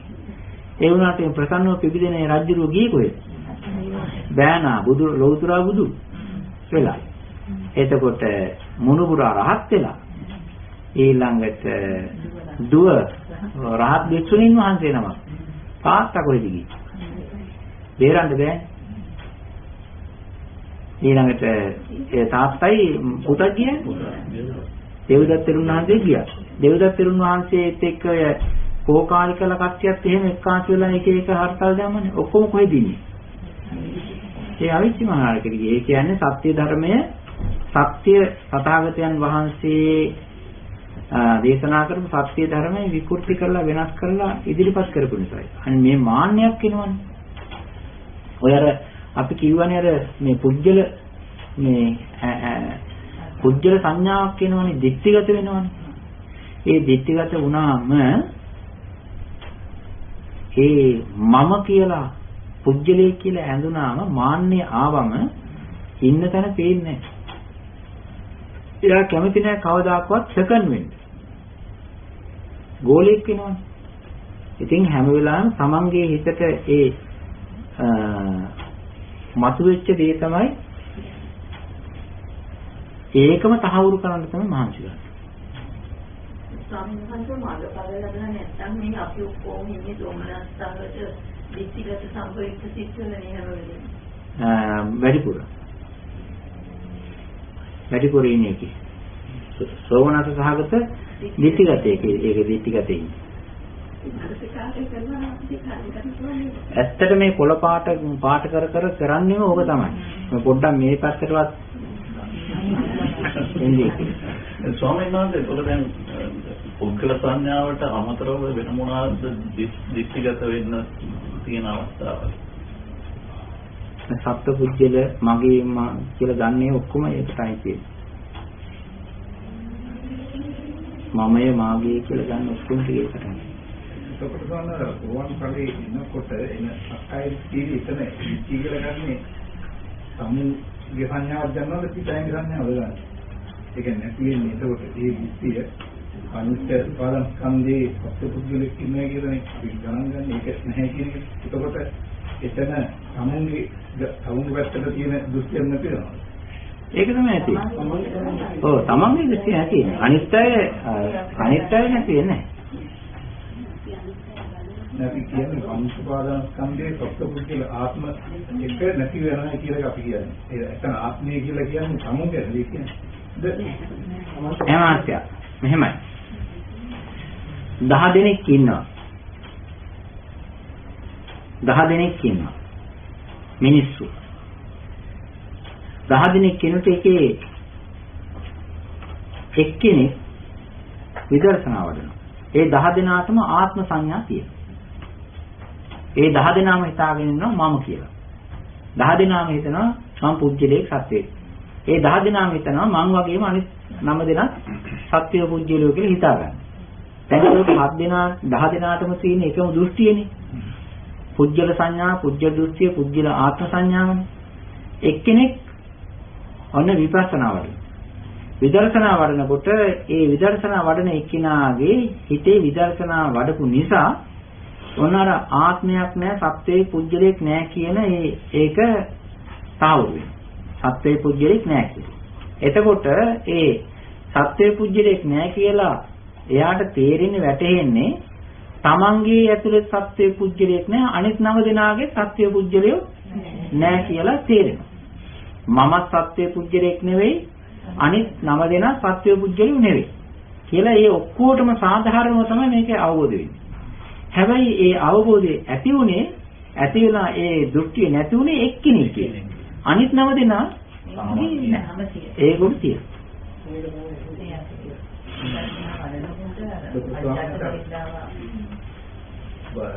අපි කියනවානේ උපාදාන හතරක් තියෙනවානේ. කාම, ditthi, අත්වාද, සීලබ්බත කියලා. ඒකට සෝවන් ඵලයේදී දැන් අපි ඊට පස්සේ උපාදාන කරනවා මේ පහත් වෙනකන් අපි උපාදානේ කිසින්නේ නැහැ මොන හරි අල්ල ගන්නවානේ වස්තුවේ තණ්හා. එතකොට සෝවන් අවස්ථාවේ ditthi නැතිනකොට අතරෙන් ඒ උපාදාන දෙකක් නැති වෙනවා. ඒ කියන්නේ ditthiyයි අත්වාද කියන දෙක. මට හරියටම තේරුණේ නැහැ. උපාදාන හතරක් තමයි අපි අහලා තියෙනවා.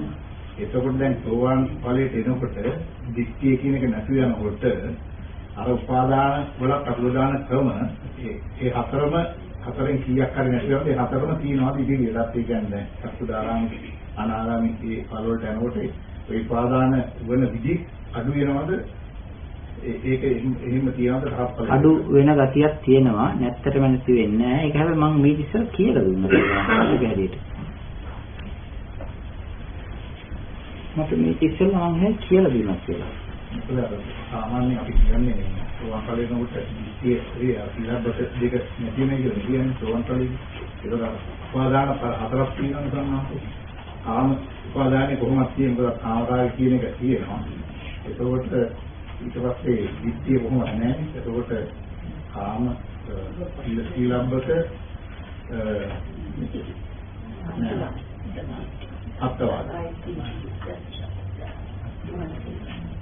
මට තේරෙනවා. මම හිතුවේ මම හිතේ මෙහෙමයි දැන් අර සෝවන් ඵලයට එනකොට අපි උපාදාන වශයෙන් අන්තිමට අර කාම ditthි උපාදානය ඊළඟට නැතුවේ යයි ඊට පස්සේ අනිත් දෙකෙන් තමයි උපාදාන වෙන්නේ කියලා. තියෙනවා. ඒ දෙක තියෙනවා. තියෙනවා. ඒකේ මේක මේ ලියලා කියලා දෙන්න පුළුවන්. ලියන්නත් සෑහෙන වෙලා යනවා.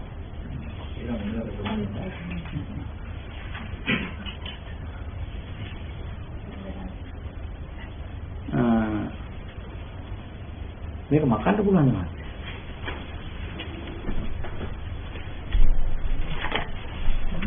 කුසල ආරම්භණයක් වань දිව්වා මාත්‍ය මකලවත් දාන්නද?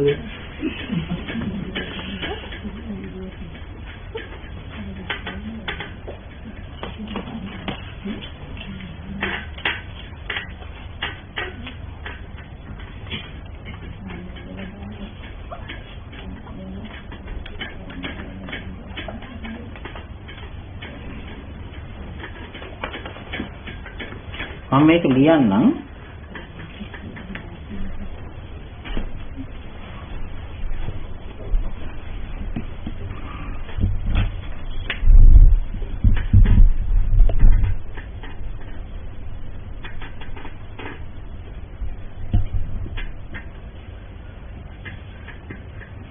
මට මතකයි කිව්වා කියලා. නමුත් බලමු. සෝමනස්ස සහගත දික්තිගත සම්පයුක්ත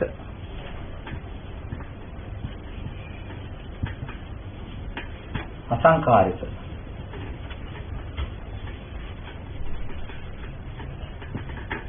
ඔන්න මේ එක හිතක් මේක කුසල්ද අකුසල්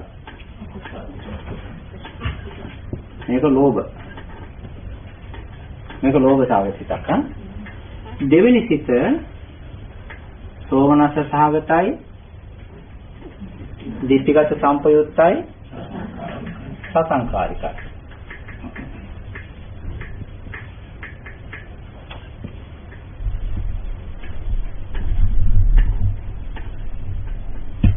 ඊට පස්සේ තුන සෝමනස්ස සහගත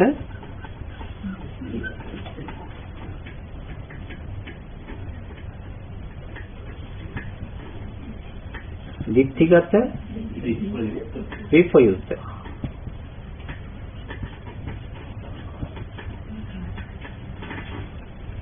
අසංකාරිකයි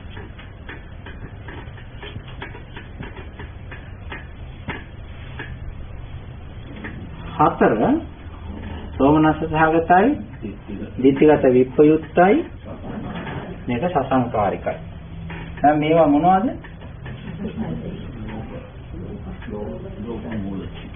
මේවා ලෝභ මූල 34ක්. ඊළඟට තියෙනවා 5 උපේක්ඛා සහගතයි දිට්ඨිගත සම්පයුක්තයි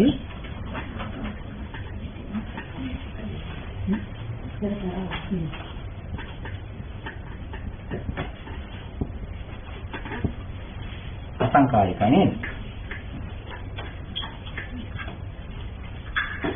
අසංකාරික සිත. ඊට පස්සේ 6 උපේක්ෂා සහගතයි දිට්ඨිගත සම්පයුක්තයි මේක සසංකාරිකයි.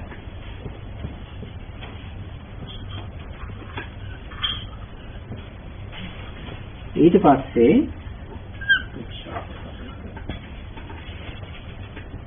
ඊළඟට උපේක්ඛා සහගතයි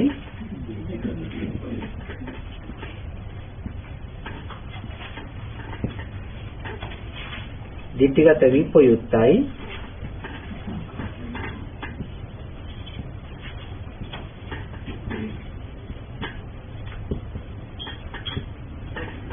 අනිත් එක අසංකාරිකයි.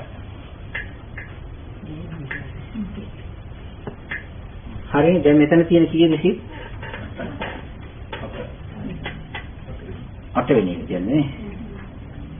8 වෙනි එකක් තියෙන්නේ උපේක්ෂා සහගතයි දිට්ඨිගත සම්පයුක්තයි දිට්ඨිගත විප්‍රයුක්තයි සසංකාරිකයි.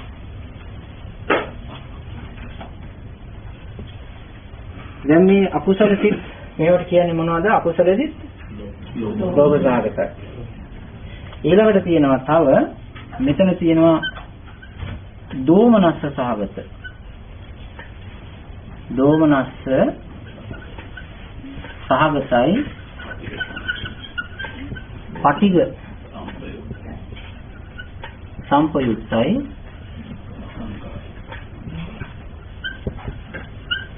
පටිඝ සම්පයුක්ත අසංකාරිකයි.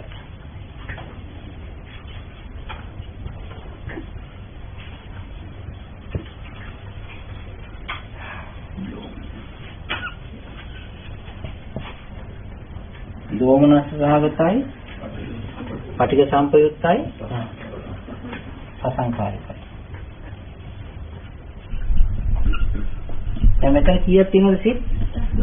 10ක් තියෙනවා. මෙතන 8යි. මේ ටික ඇවිල්ලා දෝෂ මූල. මේක දෝෂ මූල දෙකක්. හරිනේ? ඊට පස්සේ තියෙනවා මෝහ මූල සිත් දෙකක්. ඒකේ තියෙනවා උපේක්ඛා සහගත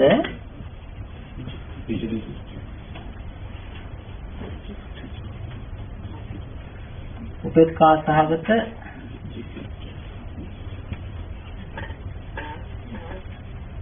විචිකිච්ඡා සිත සහ සිතයි අනිත් එක තමයි උපේක්ඛා සහගත උද්දච්ච. මේ අනිත් පැත්තට යන හරි. උද්දච්ච සිත. හරිද? මෙතන දැන් කීයක් තියෙනවද සිත්? 12ක් තියෙනවා. හොඳට තේරුම් ගන්න මේ සාමාන්‍ය පොදුවේ මේ අකුසල සිත් 12නේ ඔය සංසාරේ දැන් මේ අකුසල සිත් 12න් තමයි නිර්මාණය වෙන්නේ. මේ අකුසල සිත් 12න් තමයි මහා නරකයට යන්නේ. නරකාදී යන්න පුළුවන් බලයක් ගෙනියන්න පුළුවන් මහා විශාල බලයක් මේකේ තියෙනවා. ඊට පස්සේ പ്രേත ලෝකයට යන්නේ. තිරිසන් ලෝකයට යන්නේ. ඊළඟට ගොඩාක් වෙයි මේකේ මනුස්ස ලෝකෙත් නොඑක ආකාරයේ අකුසල විපාක ප්‍රවෘත්ති වශයෙන් ගෙනල්ලා දෙන්නේ. මේ වගේ නරකය, තිරිසන් ලෝකය, പ്രേත, සමහර අසුර. තැන් වලට යන්නේ මොකෙන්ද? මෙන්න මේ සිත්වල හැදින්නා වූ අකුසල බලය නිසා. මේක තමයි පොදු. දැන් මේ කෙනෙක් සෝවාන් වෙනවා.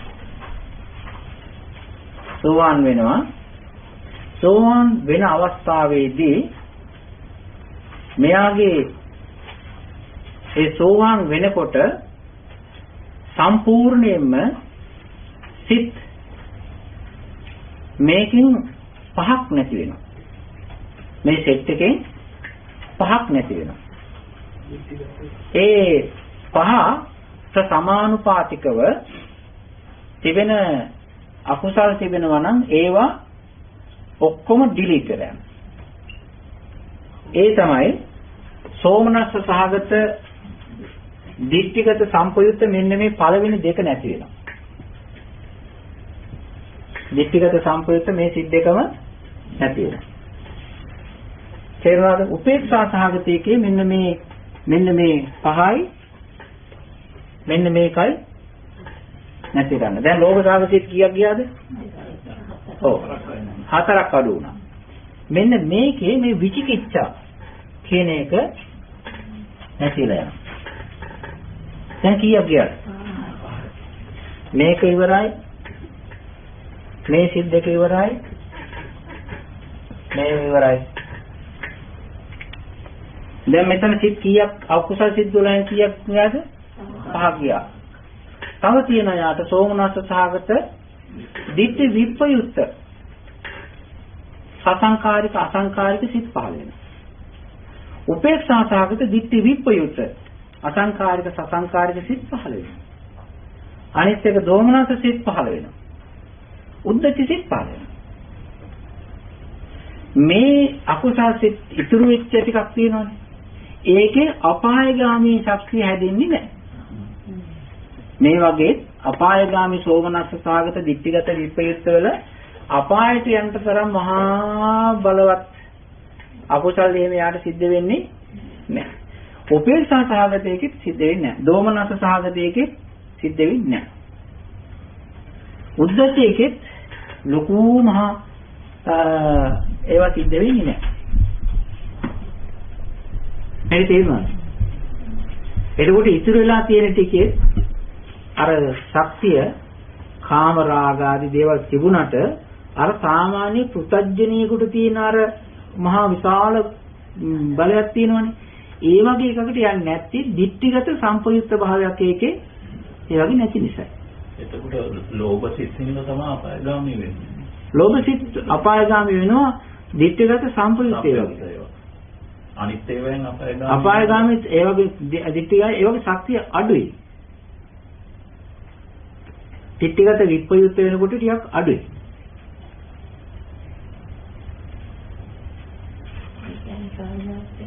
ආත්ම සංඥාව නැහැ කියන්නේ. කනේ සාමාන්‍ය. ආත්ම සංඥාව නැහැ. සාමාන්‍යයෙන් පටික සම්ප්‍රයුක්ත වෙලා කෙනෙකුට හානියක් කළොත් එතන බලවත් අකුසලයක් සිද්ධ වෙන්නේ නැහැ. සෝවාන් වෙච්ච කෙනෙක් ඔය වැඩේ කරන්නේ නැහැ. අනිත් එක්කෙනෙක් ගැන ළඟ ඉන්නවා නම් පොඩ්ඩක් කල්පනාවෙන් ඉන්න එක හොඳයි. ඒස්වාදනේ සෝවාන් වෙච්ච කෙනාට එහෙම එයා තරහ ගියාට ඒක පොඩි ගැටීමක් තියෙනවා. එයාට ඒ තරම් මේ අරක බලවත් වෙන්නේ නැහැ. ඉතින් වාඩි වෙනකොට නම් ළඟ වුණා පොඩ්ඩක් කොහොමද සෝවාන් වද්දෝ කියලා එහෙම පොඩ්ඩක් චෙක් කරලා බලන එක හොඳයි. හැබැයි අර මෙහෙම එකක් තියෙනවා දැන් නිකන් අර මේ සෝවාන් මාර්ගඵල අවබෝධ කරගන්න ඒක හොඳයි. ආර්ය ධර්මයේ පිහිටලා ආර්ය ධර්මයේ ගමන් කරලා නියම විදියට බුද්ධංග ධර්ම වඩලා බණ අහලා භාවනා කරලා ඒ විදිහට සෝවාන් මාර්ගඵල අවබෝධ කරගන්න එක ඔය සසර දුකින් මිදලා යන එක හොඳයි.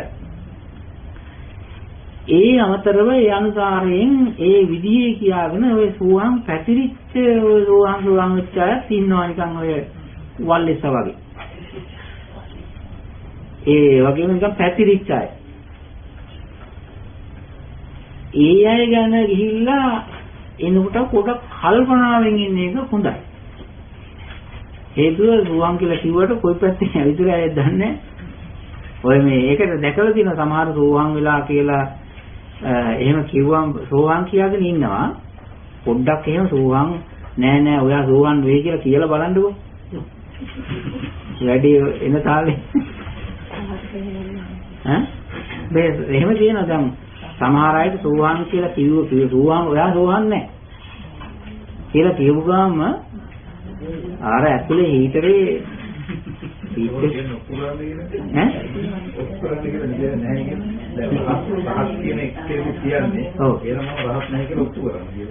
ඒ ඔප්පු කරන්න නෑ කියන එකම තමයි ඔප්පු. ඒ ඔප්පු කරන්නේ දැන් රහත් නැtei කියලා ඔප්පු කරන්න කියලා කියනවනේ. ඒ ඔප්පු කරන්න කියන එකම තමයි ඔප්පු. රහතන් වහන්සේලා එහෙම කියන්නේ නැහැ.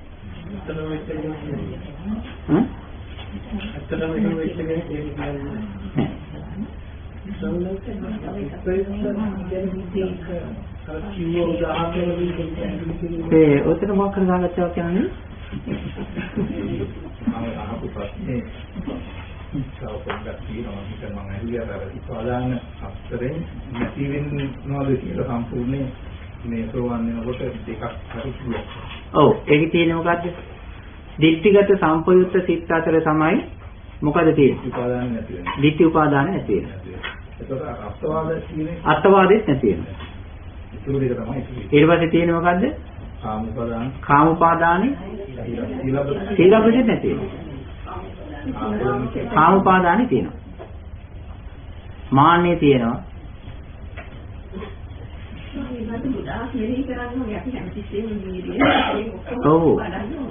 ඔව්. මෙනෙහි කිරීම සමහර දේවල් මෙනෙහි කරන්න ඕනේ නැතිව මෙනෙහි කරන්න ඕනේ. බණ අහනකොට භාවනා කරනකොට යනකොට එනකොට මෙනෙහි කරන්න ඕනේ. සමහරවිට කිව්ව උදාහරණ වලින් පොඩි පැහැදිලි කිරීමක් කරන්න පුළුවන් දර විපයුක්ත වෙන්නේ කොහොමද? විපයුක්තද?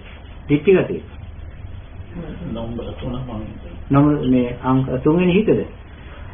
ඒකේ තියෙන්නේ මෙහෙමයි දිට්ඨිගත සම්පයුක්ත වුණා කියලා කියනකොට සත්වයේ පුජ්‍යලෙක් ඉන්නවා කියන හැඟීම නිස්පාදනය වෙනවා. අර දිට්ඨිගත විපයුක්තයි කියලා කියන්නේ අකුසලයක් කරනකොට නිකන් ඔහේ කරගෙන යනවා හැබැයි අර සත්ත්ව සංඥාව පුජ්‍යල සංඥාව ඒකේ නිර්මාණය වෙන්නේ නැහැ. මෙන්න මෙහෙම එකක් තියෙනවා.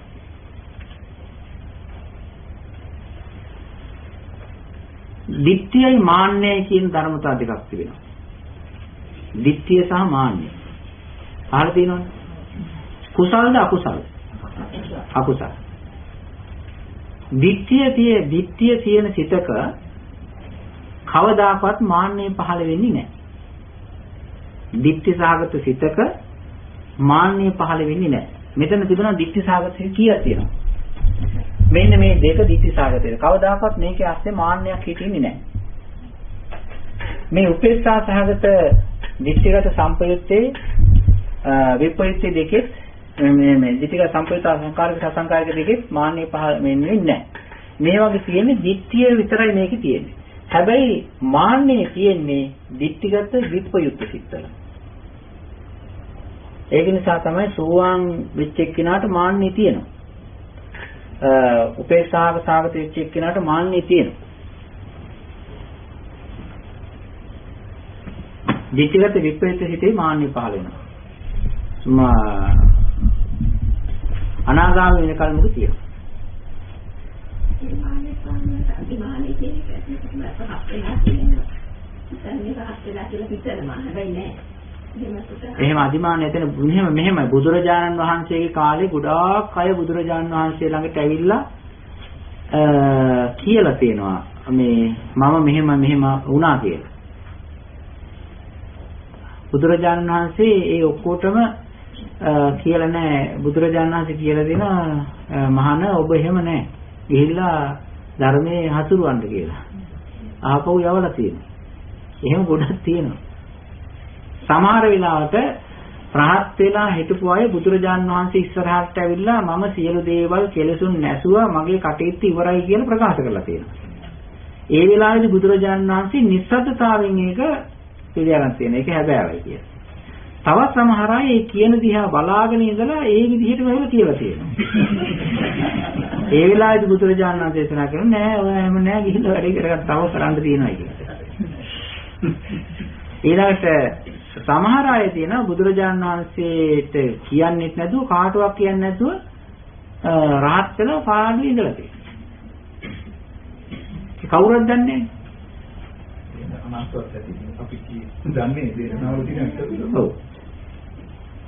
සමහර වෙන එක්කෙනෙක් කියන්නේ කියනවා ඉතින් පරිස්සම් වෙන්න තියා හරි ගුණවන්තයෙක් කෙනෙක් කියලා පරිස්සම් වෙන්නයි කියලා කියනවා. ඒ රහත් වෙච්ච කෙනෙක් එහෙම සෝවාන් වෙච්ච කෙනෙක් එහෙම කාටවත් එහෙම කියලා නෑ මේ පස්සේ එහෙම එන්නේ පැත්ත පළාතේ මම දැන් රහත් වෙලා ඉන්නේ මගෙත් එක්ක මේ එකට එක කියාගෙන එහෙම ඉන්නේ නෑ වැඩ වරදී එව්වා ඒ කාලේ නෑ හැබැයි එහෙම රහත් වෙච්ච එහෙම රහත් ගුණය අඟවපු අය ඉඳලා තියෙනවා නිගණ්ඨයන් අතර ඊට පස්සේ අර මේ මෙහෙම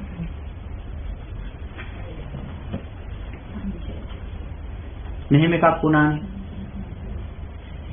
වුණානේ. ඒ තමයි බුදුරජාණන් වහන්සේ යමා මහ පිළහර පාණ්ඩ අවස්ථා තුනකනේ කිහිපයකින් කරේ. සවැත් නුවරදී යමා මහ පිළහර පාණ්ඩේ කියලා මම අහවල් තැන අඹ ගහක් මුල යමා මහ පිළහර පානවයි කියලා නිවේදනයක් කරානේ බුදුරජාණන් වහන්සේ.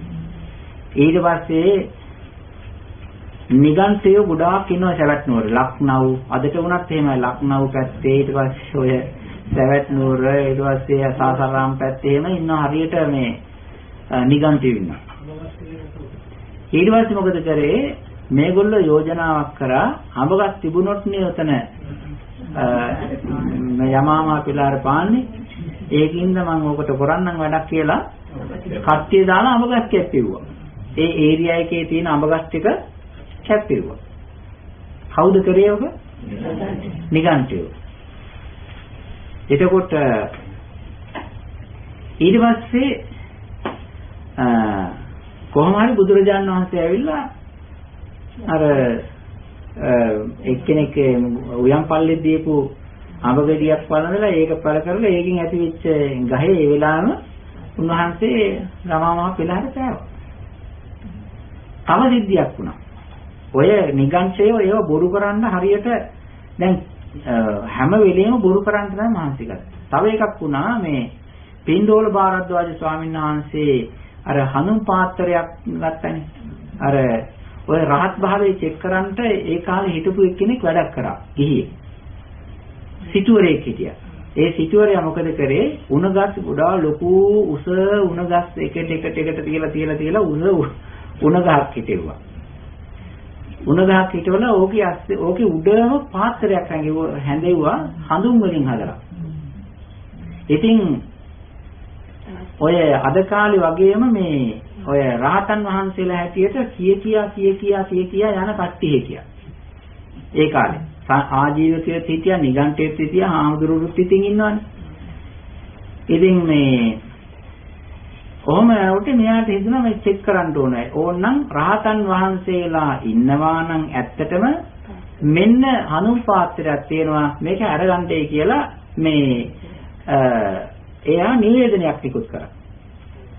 නිවේදනයක් නිකුත් කරාන් පස්සේ කට්ටිය ඔක්කොම දැන් ඉන්නත් බෑනේ. හේතුව ෆල් එකනේ. ඒකෙන්ද දැන් ඔක්කොම නිකුත් කරලා තියෙන නිවේදනේ රහතන් වහන්සේලා කියලා. ඉතින් සමහර අය කරන්නේ මොකද්ද? තරවටු කරලා බය කරලා එන්න එපා කියලා වළක්ව ගන්නවා. එතකොට එයාත් එක්ක යන්නේ නැහනේ මිනිස්සු. ඒ විදිහට රැකුණා. නිගන්ඨයෝ මොකද කරේ? ඒගොල්ලෝ ටිකක් ඉතින් ඔය බෝස්ටින්නේ. ඒගොල්ලෝ එක එක જાති කියලා කෑම ටිකක් හන්දනේ හදාගන්නේ ඔය යොබ් එක. ඉතින් ඔහොම කරලා නිගන්ඨ ලොක්කට කිව්වා මේ අපි මේක මේ විදිහේ කරමු. ඔබතුමා ඒගොල්ලෝ සාකච්ඡාවක් කරා.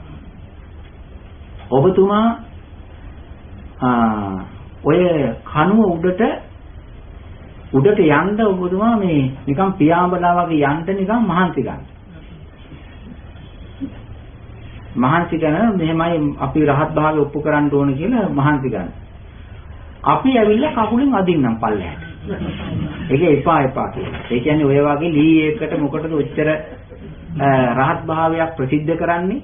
ඒ ඇත්තට ඒගොල්ලෝ එතනක් තියෙන නිගන්ඨයන්ගෙත් තිබිලා තියෙනවා රහත් භාවය ප්‍රකාශ කරන්නේ නැතුව හඟවන ගතියක්.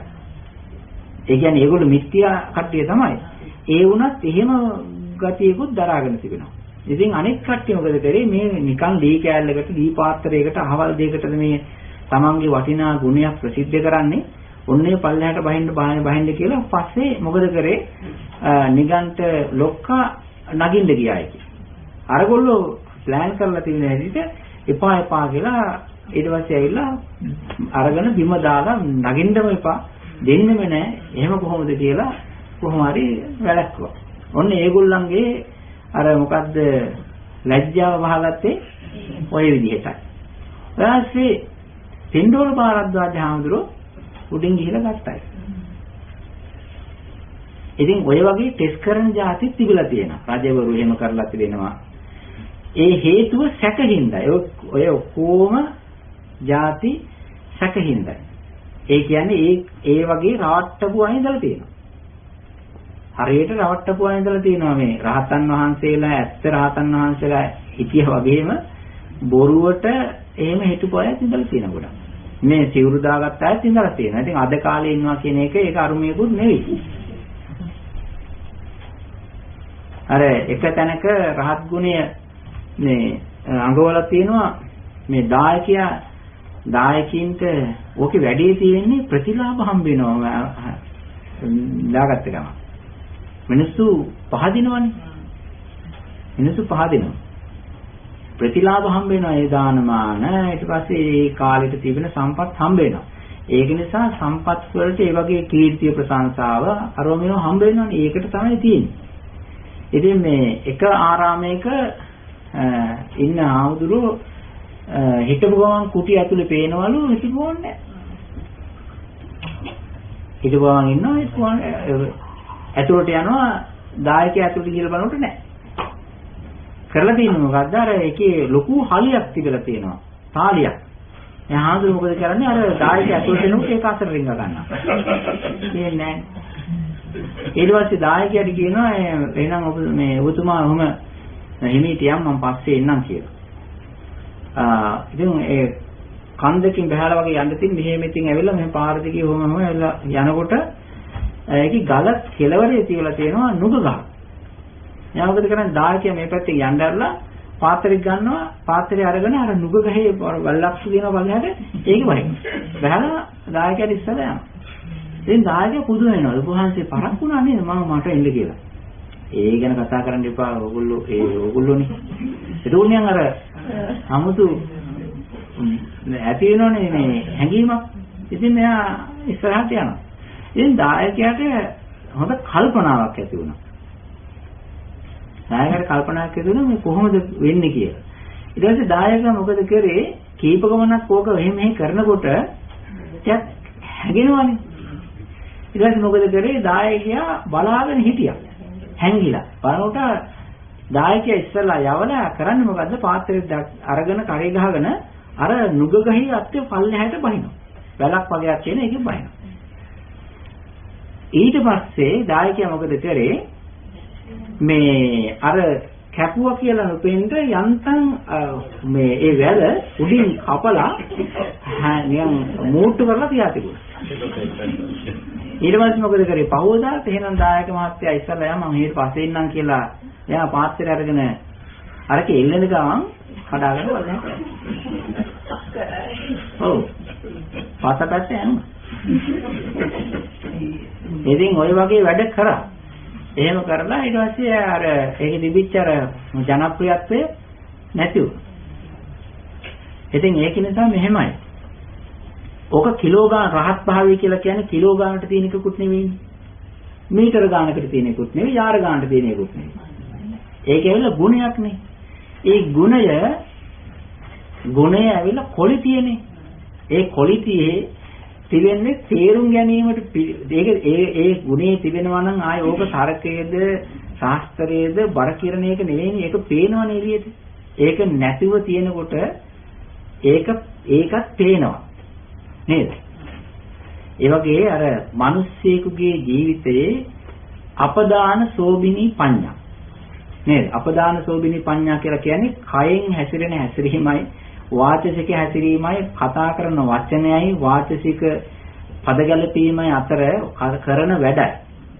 කරන කතාවයි තුල තියෙනවා එයාගේ හිතේ තිබෙනා වූ දේ. ඒක අපදාන සෝබිනී පඤ්ඤා. ඒ චරිතය කියන්නේ ඒකනේ. කයේ හැසිරීම, වචනේ හැසිරීමනේ. ඉතින් ඒකෙන් තේරෙනවා එයාගේ මනස කොහොමද වැඩ කරන්නේ කියලා. දැන් මනසේ තිබෙනවා නම් මාන්නයක්, උද්දච්චකමක්, ගුරුසුකමක්, තරහක්, ඒ ටික එනවනේ ගලාගෙන වචන වලින්. කයින් එනවනේ. ඉතින් ආය මොකක්වත් මනින්න දෙයක් නැහැ. හේතුව අසුචි ගොඩක්. තිබුණොත් එහෙම ඒක ළඟටම යන්න ඕනේ නැහනේ. ඒක අසුචි කියලා දැනගන්න. නේද? ඒක දුරට ඉනකොට දැනෙනවනේ මේ ගඳ කියලා එකක්. ඉතින් ඕක තේරුම් ගන්නට බැරි අයට තමයි ඔය රැවටෙන්නේ. ටිකක් කතා කරලා බලනකොට සද්දෙට ඒ කරන වැඩ දිහා බැලුවම පස්සේ තේරෙනවා මේ රාහතද මේ කවුද කියලා. ගුණය අල්පේච්ඡතාවයේ ලෝකෙන් බැහැර වෙච්ච ගතිය, ඊට පස්සේ ගිහි ස්වරූපෙන් අයින් වෙච්ච ගතිය, ශ්‍රමණ ධර්මයේ නියමානුකූලව පිළිහිටපු ගතිය, අල්පේච්ඡතාවයේ මේ ගුණ ඒ වගේට කතාව. ඉතින් මේ වගේ අස්සේ තිබෙනවා මේ වගේ අස්සේ තියෙනවා මේ මිනිස්සෙගේ තිබෙන ගුණය.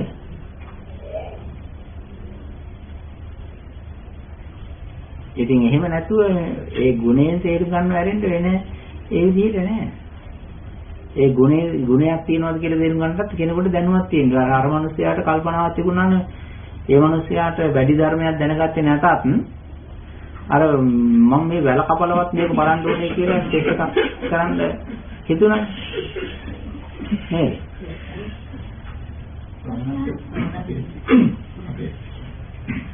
අපේ බෝධිසත්වයන් වහන්සේ පාරමී පුරායන අන්තිම 28 දුරුවන්ගේ හැම කෙනෙක්ම නියත විවරණ දැක්කද? හැම බුදු කෙනෙකුගේ ඒ කියන්නේ අන්තිම කාර්යෝ දුහානුරංගේ ඉස්සෙන ගත්තා. එතකොට අර ජෝතිපාල මානවක කාශ්‍යප බුදුහාමුදුරුවෝ ඒ මොකක් කර ජීවනයේ බුදුහාමුදුරුවෝ මාසේ අපහාස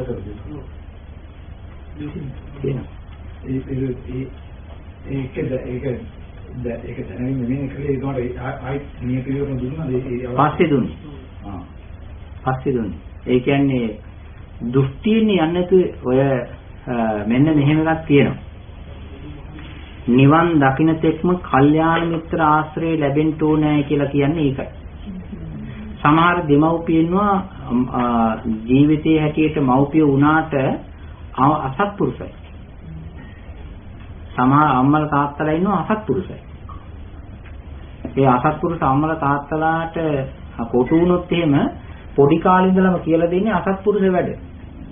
ඉතින් මේ බමුණු කුලයක ඉපදීලා ඒ බමුණු පොඩි කාලේ ඉඳන්ම පුරුදු කරානේ හැම වෙලේම කිව්වේ මුඩු මහණෝ. මුඩු මහණෝ ඔය ආයත රහත් භාවයේ නෑ කියා එහෙමනේ කියෙන්නේ. ඉතින් ඒක දෘෂ්ටියෙන් ගිලගත් එකක් නේ තිබුණේ බෝසත්යන් වහන්සේ. ඉතින් ජෝතිපාල මානවකයා ඊට පස්සේ අර ගටිකාර හිටියනේ ඒ සත්පුරුෂේ. ඒ සත්පුරුෂ යාළුවෙන්ද තමයි යාට මේ ජෝතිපාල මානවකයාට ඒකෙන් මිදෙන්න පුළුවන්කම තිබුණේ. ඒක නිසා කිසිම තැනක අසත්පුරුෂ ආශ්‍රය කියන එක ඒ තරම භයානකයි. ඒ කියන්නේ බැරිකම මම තේරුනේ දැන් ඊළඟ බුදු වෙන්න මේ බෝධිසත්ව කියන්නේ ඔව් මේ කල්පයේ බුදු වෙන්න ඉන්න හරිම මේ එහෙනම් ඒ අසත්පුරුෂ ආශ්‍රය කියන්නේ හරිම භයානක. අසත්පුරුෂ ආශ්‍රය කියලා කියන්නේ හරිම භයානකයි. දැන් මේ සිද්ධ අජාසත් රජතුමාට බුදුරජාන් වහන්සේ සාමාන්‍ය ඵල සූත්‍රය දේශනා කළා. නැතිලා යනකොට වික්ෂුන් වහන්සේලාට කිව්වා තාත්තා මරන්න නැතුව හිටියනම් මෙයා සෝවාන් වෙනවා කියලා. තාත්තා මරන්න නැතුව හිටියනම් මේ ආසනයේම මෙයා ධර්ම අවබෝධය කරගන්න කියලා කිව්වා. ආයිත් නපාය. ඔව්. පස්සේ පායි ඉවර වෙලා පස්සේ බුදු වෙනවා කියලා. එහෙම කල්ප විනාශයක් වුණාට පස්සේ ඉස්සරහා කාලෙදී මතුවෙලා කොහොමද ඒ අජාසත්ජුර අවිච්චිනේ නැති කියලා කියන්නේ කරපු ඊට පස්සේ නෑ ඔසුපත් නරකේ තියෙන්නේ. ඒ කියන්නේ නැත්තම් සාමාන්‍යයෙන් මේ ඒගොල්ලෝ අවිච්චිනේ නැත්නම් සාමාන්‍ය ආන ඒක අර කරපු ඉන්කම් ඊට පස්සේ ධර්ම සංගායනා කරන්නේ ලෝ කරන්නේ. ඒකරු පිටන්නේ යා මේ නිවේ දුක් අඩු කරනවා මේ ලැබුණා කියලා කියන්නේ. මේ බුද්ධ ශාසනය නිසා. බුද්ධ ශාසනය පින් කරගත්ත නිසා.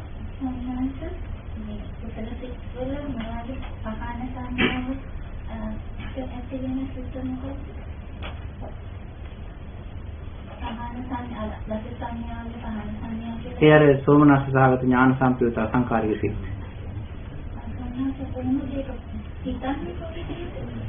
මෙනෙහි කරගෙන යනකොට තමයි ඒක වෙන්නේ. ආහන සංඥා හැම වෙලේම අකුසල සිත් එන්ට නොදී රැක ගැනීම. ඔව් අකුසල සිත් එන්ට නොදී අකුසල ආරම්භණයට නොදී ආරක්ෂා කරගෙන. හොඳයි එහෙනම් හැම දිනාටම ධර්මාවබෝධය නිර්වාණ අවබෝධය සුවසේම සිද්ධ වේවා කියලා මෛත්‍රියෙන් ප්‍රාර්ථනා කරනවා.